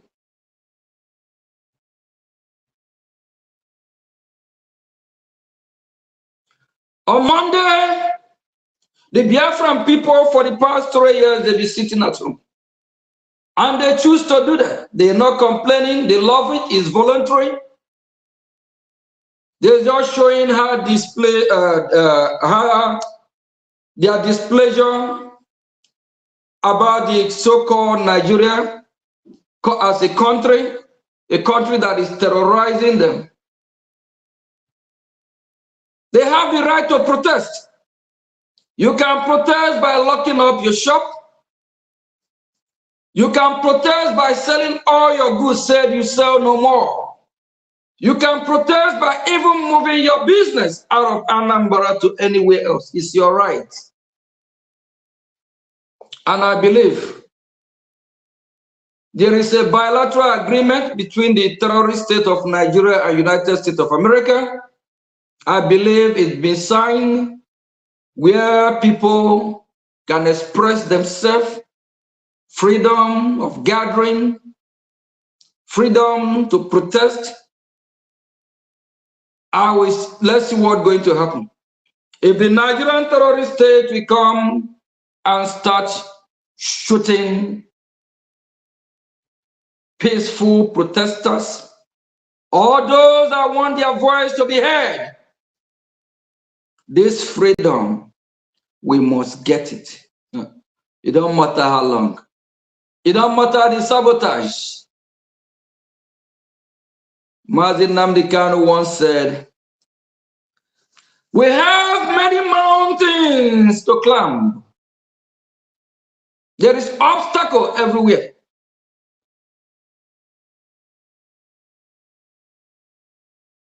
And we can see it playing out today. The Prime Minister of the Biafran people, Mazi Ogechukwu Nkire, I have become a stumbling block.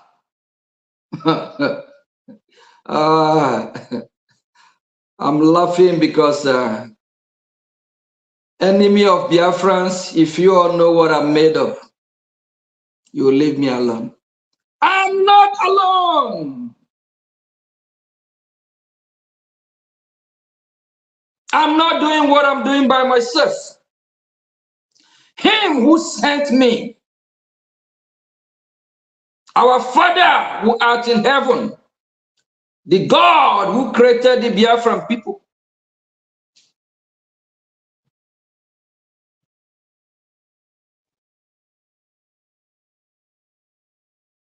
sent me a message because he said he is God of love, God of justice, God that hates injustice. He encouraged us to imitate him where he sent his beloved Son, Jesus Christ, our Lord and our Savior. He encouraged us to be Christ-like, doing what is right, fighting for freedom, just the same way our Lord came from heaven to redeem us, to fight for our freedom. Jesus Christ remained the greatest freedom fighter of all time. He came down here to fight the injustice and to teach us what to do so that we all can be saved. And the God of love, if we love him, that we must do what is right. That if we love him, we must free those that have been oppressed like the Biafran people. That if we love him, we should love our neighbors.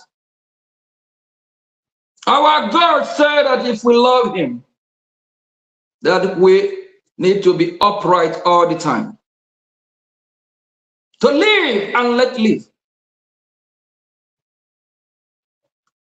That is what I'm doing today. I'm fighting a just cause to free Biafrans, to free my people, to free your people, to free you, and to also free me.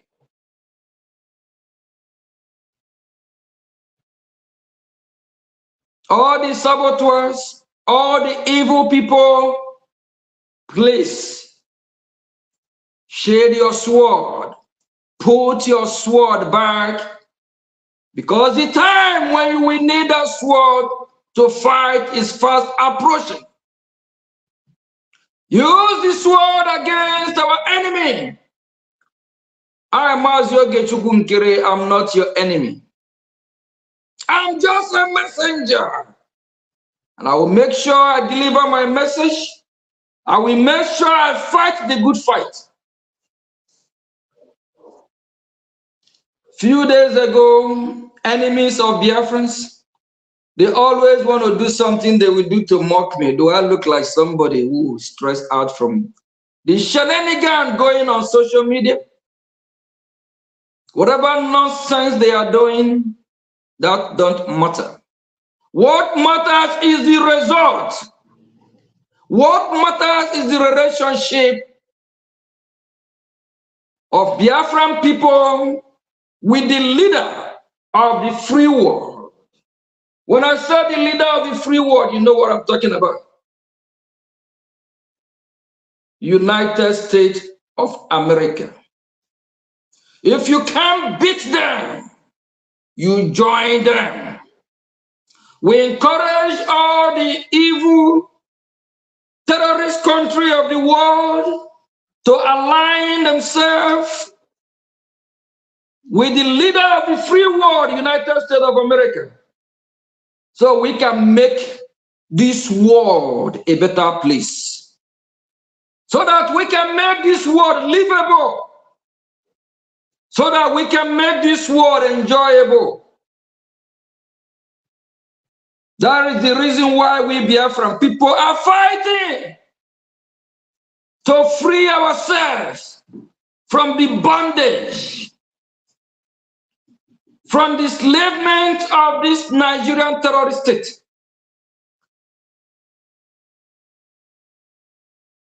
We all see how Nigeria has been disgraced all over the world. Wherever they go, they stumble, they fall. Just like Tinubu just few days ago in Turkey. Tinubu can't even walk. Honorable Minister of Information, let's see what happened to Tinubu. Because that's exactly how the Nigerian terrorist state been fumbling all around the world. When they were signing agreement, I believe they already signed the agreement with the United States of America just few hours, few days ago about the people of the region, whether the area where they still occupy, of which we are chasing them out of our land, by the way, that people should be free to gather, to have assemble and express their view, also protest, that people should be free. Free speech as well should be allowed. They did not know that they just shoot themselves on the foot. We'll see how this will play out. I have a good news to you, my fellow citizens of Biafra. Rejoice. Biafra is here. Our God that answers our prayer have answered our prayer. Just the same way he answered our prayer of our grandfathers of old. The same way he answered our prayer by sending us a Savior, Jesus Christ, to come and save us. Are we going to walk towards this prayer that God have answered? If we don't do what we're supposed to do, what do you think will happen? Please, this is time we all need to come together, fund our freedom, do what we're supposed to do. This is the time. God have answered our prayer. For over 50 years, Washington have not been talking about Biafra till just recent few years. Since 2024, Washington have been discussing and talking about Biafra. Is not prayer answered? Let's watch the president of this terrorist country called Nigeria. What a shame. Where are all these professors, doctors, intellectuals of Nigeria? What's going on there? This is what in that contraption they say, Satan have fought to God and Masha. What is happening here? The next thing you're going to hear is that this man is no more. They will now probably clone Sheyi, his son, just the same way they cloned Buhari when Buhari died, 2017, somewhere in London or Great Britain, whatever you call those people, because they support terrorists too. And they cover up. They even cover to let the world know that Buhari is still alive. The next thing we know, they clone somebody called Jubri. This man, very soon, that's what will happen. Another cloning part 2. What a shame. What a shame. All you professors, doctors, engineers, intellectuals, look at who you call your president. Are you not ashamed of yourself to identify yourself as a Nigerian? Thank God that I am a Biafra.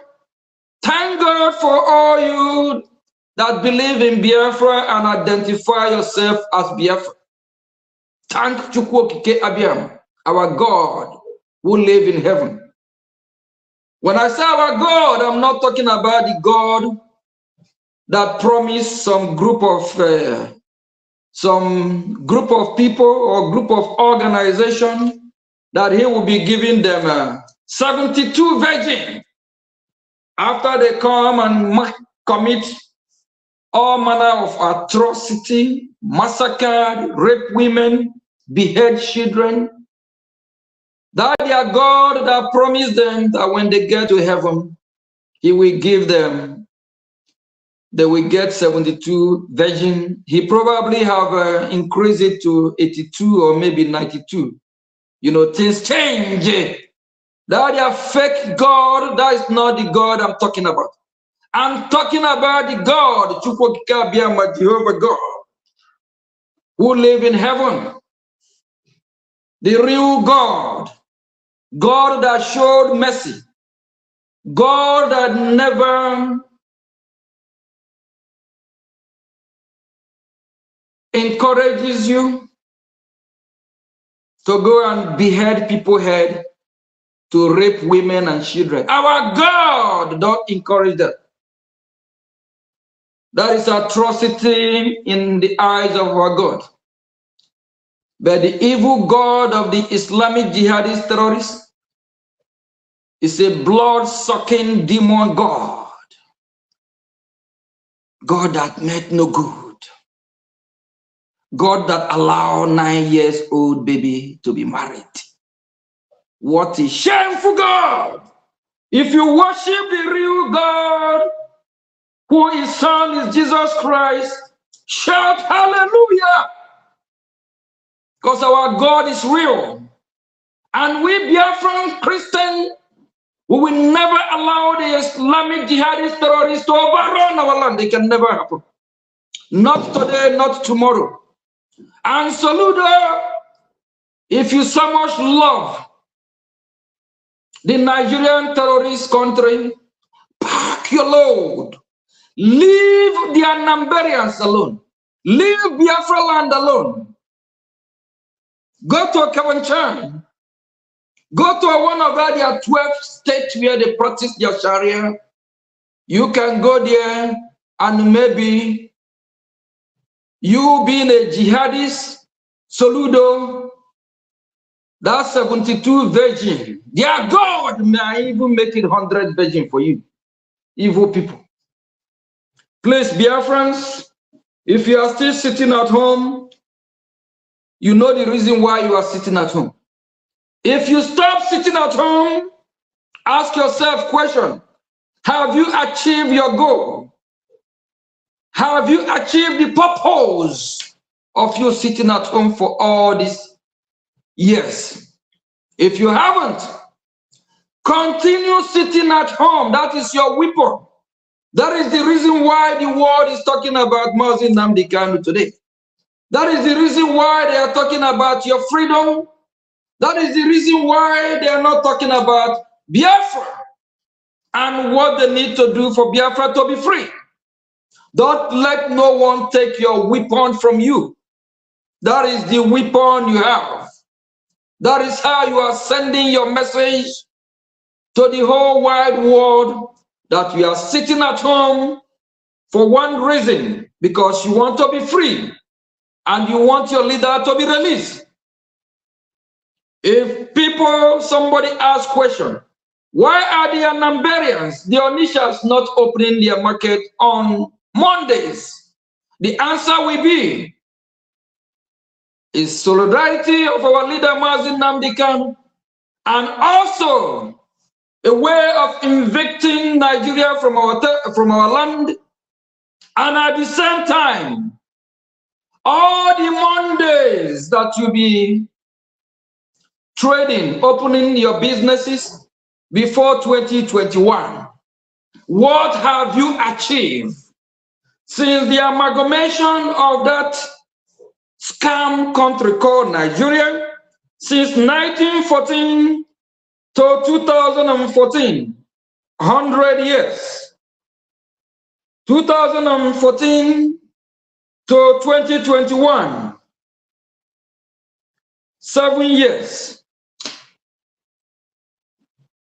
607 years. Have your nation. The problem is that for a good 107 years, Nigeria never make your life better. Nigeria never give you the basic amenities that every human being needs to survive. Nigeria never offer you anything good. The place stink. Sewage system, zero. No sewage system. No running water. No electricity. When you pick up the phone, dial 911. In the next 48 hours, no police, no ambulance will show up. It doesn't work. If you're able to have any of the police officer or DPO number, when you reach out to them, they will ask you, do you have a vehicle to come get them? Then the police or whatever, the law enforcement agency, whatever department it is, they will tell you they don't have gas in their car. They don't have fuel. They can't make it to you. Is that the kind of country you want to be? So, Ludo, before the sit-at-home kickoff, for 107 years, Nigeria did not benefit the Biafran people.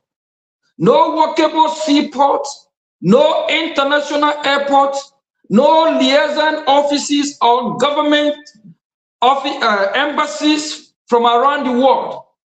Even the contraption country called Nigeria don't even have their secretariats offices in Biafra land because they make Biafra land habitable.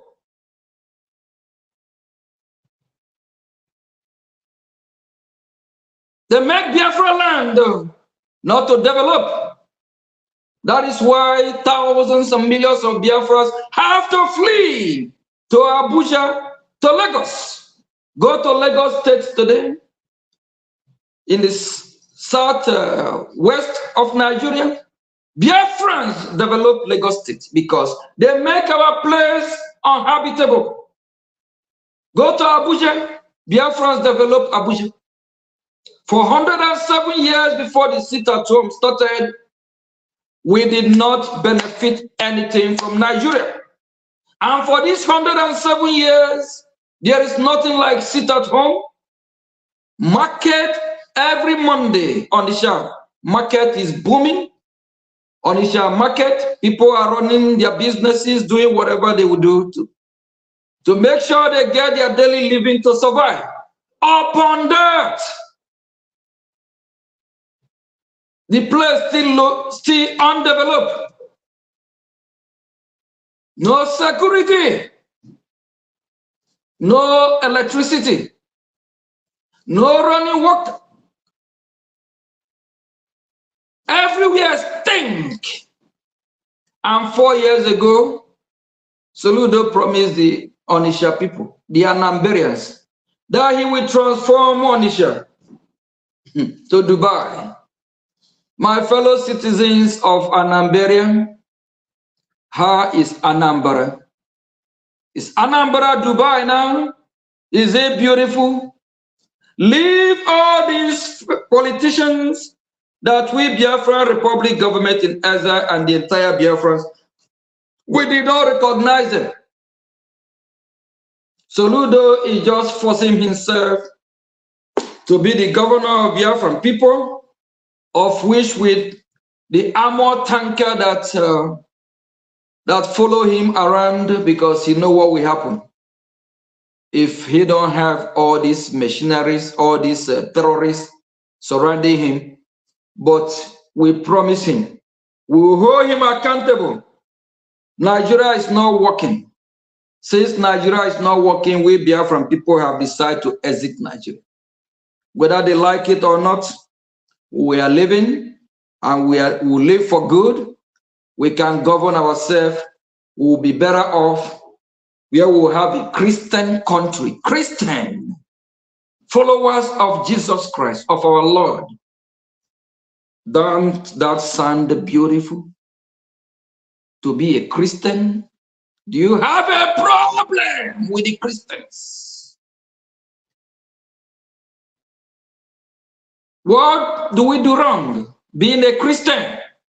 Being a Christian is the most important thing that can happen to you.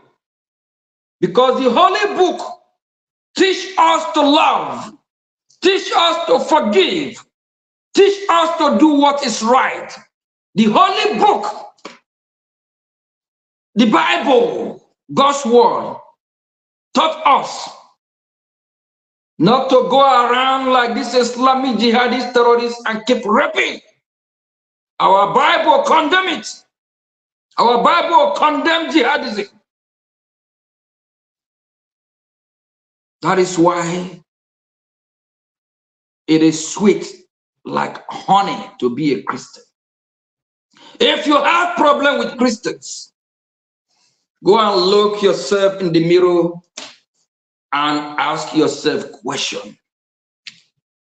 You might need to go see a psychiatrist doctor, because Christianity have proven to be the best religion ordained by God on earth. That is the fact. Thank you, Honorable Minister of Information. I think because of time, and please, for our citizens in Anambra, be vigilant, trade with caution. We are fighting to save our dear nation. We are fighting because we love you all. We want our country to be better. All these politicians, illegitimate politicians that are working for the interest of Nigerian state, they meant no good for us. Obi will come and tell you how much he saved for Anambra people. Why save that money? Why didn't he use the money to develop Anambra? Anambra is still undeveloped. Onitsha is still undeveloped. Compare the city of Onitsha with some Western. Honorable Minister of Information, I think we're going to have a program where we really, show our people. We have a, comparison to show some. Can you just pull up one of the cities from the Western world, or any business center from Western world, maybe Dubai, anywhere else, and open up Onitsha market? Just look at the vicinity, look at the environment, look at how you can just tell that Onitsha is still undeveloped. Not because of the sit at home, just because the country called Nigeria, the government is not working. The government is not designed to benefit the people. Nothing in that country works. It's just a scam. The better we realize it, the better for us. And after we successfully liberate our land will be as beautiful.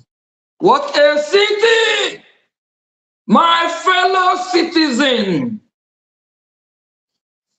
the Anambarian is Onitsha like this. Is Onitsha like this. Biafrans, don't we deserve better? Do we want to settle for less? For years, starting from Rocha Sokorosha, I remember years ago, Rocha Sokorosha came with drawing of how Owerri going to look like. Until today, Owerri have never changed. All these people are just scam, fraudulent people. Evil, they don't love us. Look at cities, beautiful.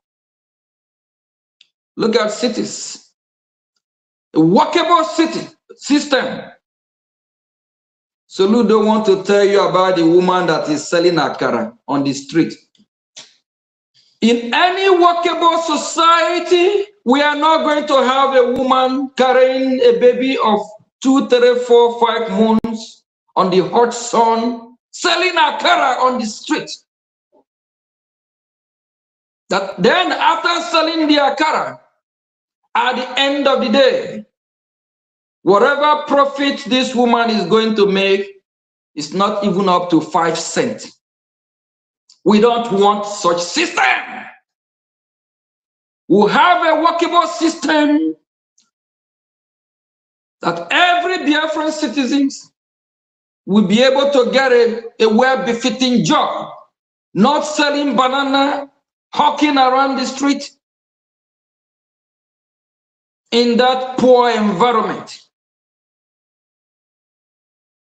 And Soludo is so proud to talk about a woman selling akara in the street.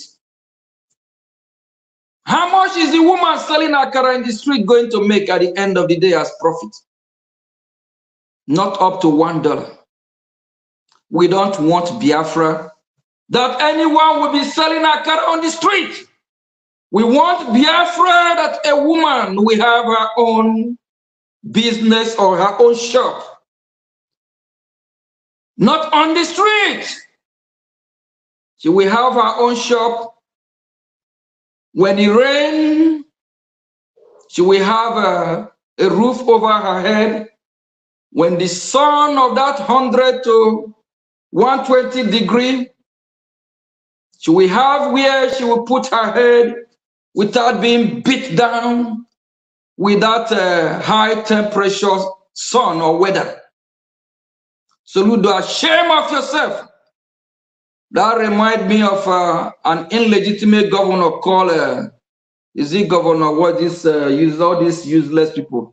Used to govern Abia at the time. This man was talking about what they did to the Abian people, that they gave either 500 naira for a woman after the delivering. And from Arise or Channel News, they asked this governor, what will this 500 naira do for this woman? This governor said, are you asking a poor woman what 500 naira will do for her? 500 naira is not up to $1. Actually, 500 naira is not up to 50 cents. And this governor, so-called governor, is proud to say he's giving 500 naira to a woman that just delivered a beautiful, bouncing baby boy or girl to this world, just as our Creator said we should go and multiply, so that when we are gone, we have these children to take over. This governor is giving a woman less than 50 cents for the woman to use that 50 cents to take care of herself and the newborn baby. What a shame! This is all part of the reason why we Biafran people say enough is enough. We are living that shithole, disgraced country called Nigeria. We are Biafrans. We are never going to be Nigerians. We are not Nigerians. Let's go to Onitsha now. Let's see how beautiful Onitsha looks. Thank you, Honorable Minister of Information. I think after this, we will wrap up. Let's see the city of Onitsha, where all this noise is coming from. The Soludo is crying, talking about Onitsha. Let's see how beautiful Onitsha look like. Minister of Information, are you going to be able to pull up Onitsha for us, please? Yeah, let me see. Let me see. Yes. Let's see the Onitsha now. That's Soludo talking about the Igbo business, the Onitsha, the Anambra's business. For over 100 years in that contraption called Nigeria, Onitsha can't even be like this beautiful cities. This is what you call cities. Very beautiful. People of Onitsha, is there anything wrong if Onitsha, beautiful like these cities, or even more beautiful, we are not going to settle for less. We'll go for best. We'll do everything we can. Biafrans are hardworking people. We deserve better. Where is Onitsha? I'm bringing Onitsha. I don't know. Look at city. A workable system. This is what you call country. You have country and countries. Let's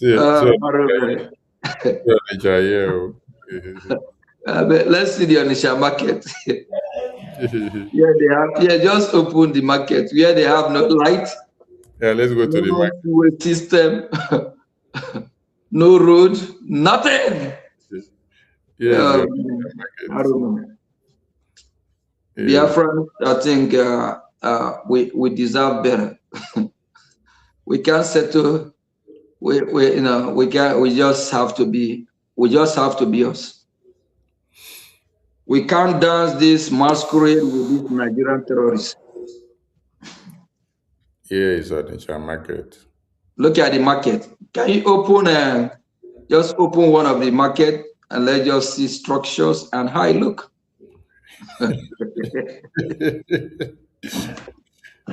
Biafrans, please, we need our country back. We can do better. If not, these people will set us back. If we stay in Nigeria in the next 1,000 years, we're not gonna go nowhere. Oh God, help us, and we pledge and we promise God that we'll help ourselves. If not, God will take this blessing and help back. Maybe I'll look for another country and give it to them. Yes, sir. Yes, we need to help ourselves. This is not right. We deserve better. Yeah, you can play one of the video where this is the women that are selling their akara, right? Yes. At the end of the day, they can't even get $1. What a shame. Everywhere dusty, stink, no water, no ambulance. A lot of time when fire break out, no ambulance. Even if a fire ambulance, a fire department able to make it there, they will tell you they don't have water. And this governor don't even issue any state of emergency or even try to address the issue. I don't know. Yeah, just if you can get any of the video and just play it. Let me see if I can look up something here. But it's heartbreaking that our people have, Biafrans need to wake up. We can't show weakness. We can't show weakness. It's too bad.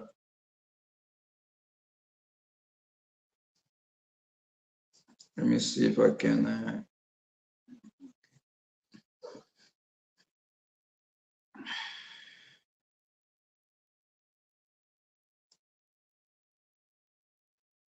Serious. Is that the Onitsha, right? Yeah, this is. These people are serious with that talk. Look at the market. Saludo di commune. Look at the structure. Look at the building. Saludo di commune. Saludo di commune.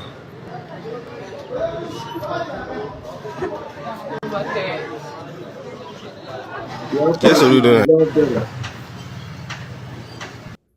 So this is how Onitsha market looks like when you're looking from the top. Let me see. Where is the top? See it here.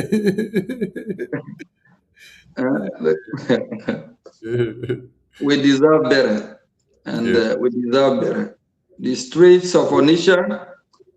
I wish we can pull up this Onitsha Market Street. Onitsha Market Street. Let's see the street. Nature Market Street.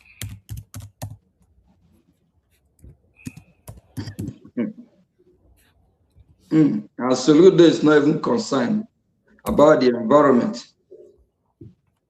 How it look. It's not. I think the sit-at-home video will show it very well. What you people will know is that Can you see? the city at home is almost about 5-6 years ago. It's not just what you can stop easily. You cannot stop it easily, just like that. But what governor is doing is for us and for the traders we know is that This is what the street looks like. what you The beginning part of this. Did the road look tight to you? This see how it looks.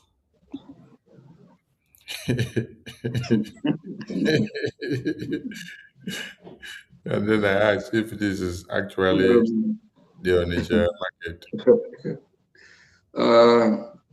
We deserve better. Yeah, we deserve better. Yeah, we deserve better.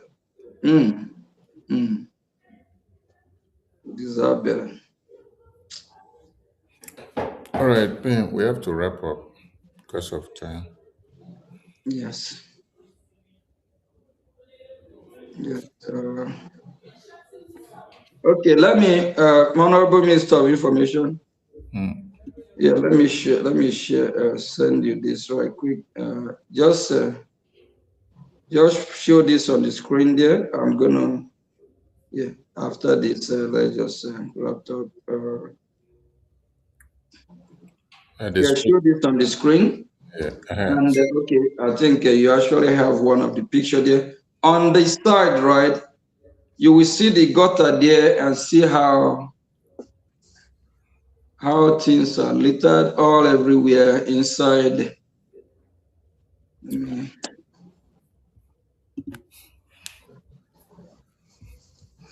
Biafrans will deserve better. We'll be better off having our own separate Christian country.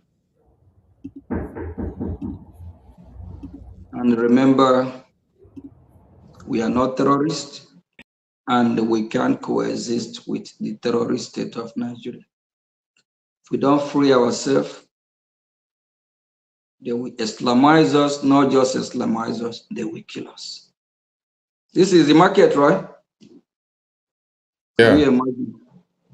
Yeah, can you zoom in? Can you open it a little bit?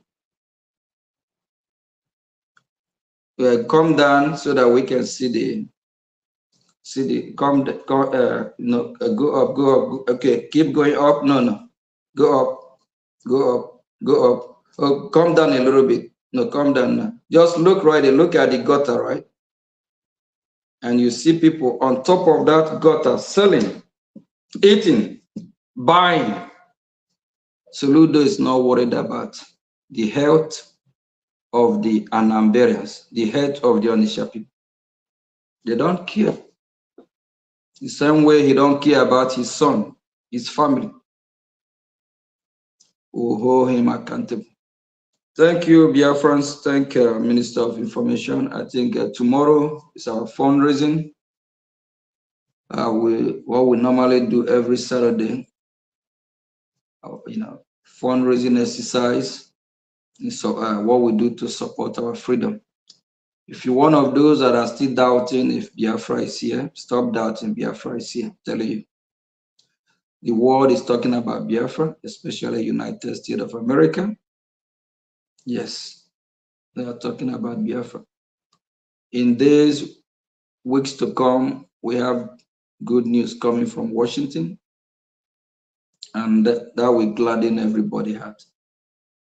And for the saboteurs, please sheathe that your sword of sabotaging. Use that your sabotaging sword against the Islamic jihadist terrorists and the Nigerian state, terrorist state. Use that your sabotage sword, go after them. Leave us alone. Let's get this freedom. We haven't get close than we have today in more than 50 years. This is the time. From the bottom of my heart, I love you all. And the Biafra Republic government in Ezra, the cabinet members, rep and admin, they are working day and night, tireless, doing whatever they can. Please make the job easy for them. Don't make it be a burden. Don't try to demoralize them. Do whatever you can to encourage them. No one is being paid. We are all volunteers. We sacrifice one way or the other. Some of us work 24/7. Anytime the phone rings, we always engage one way or the other. We already signed a contract to rescue our people, to free our people, no going back. And it will give me joy, it will give all of us joy when we finally totally liberate our land. And Onitsha city will be like or look like one of these cities that was just shown a few minutes ago, or even compete or better. Biafra land will be great again. If whether Biafra land is great, no, it's not. It's underdeveloped. That is why so many Biafrans, if they want to travel from Biafra land, they have to go to the north to go get a visa, or they will go to the southwest. Yes, because nothing is working in Biafra land. And what about the Onitsha people? When the Onitsha people import their goods from China, Taiwan, Hong Kong, Singapore, the goods supposed to be coming to Onitsha direct because there's a River Niger there.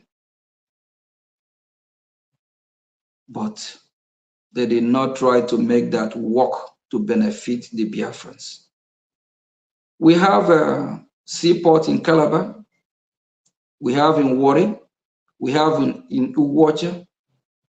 The terrorist state of Nigeria makes sure all these seaports are not workable. Just to humiliate, suffer the Biafran people. It's high time we get our freedom. Please kindly support our freedom. Our freedom is near more than before. And there is this news flying everywhere. Some are talking about United States of America is working into dividing Nigeria. You don't need to be told. The handwriting is on the wall.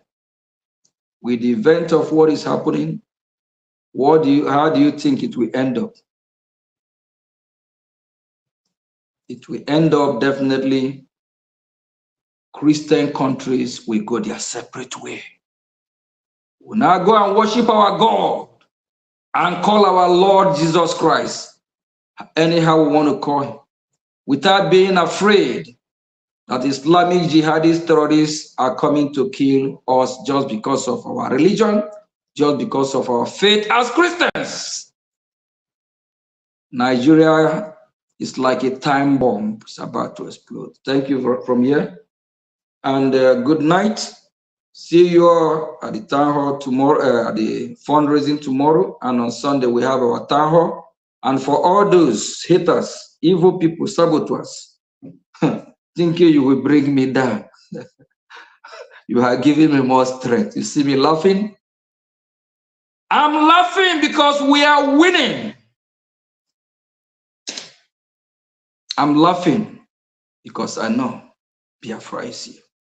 Because I know what we are fighting for is real. I'm laughing because if you think you can bring me down, you are joking. No way. Thank you from here. Thank you. Thank you and good night. Thank you, PM. They were from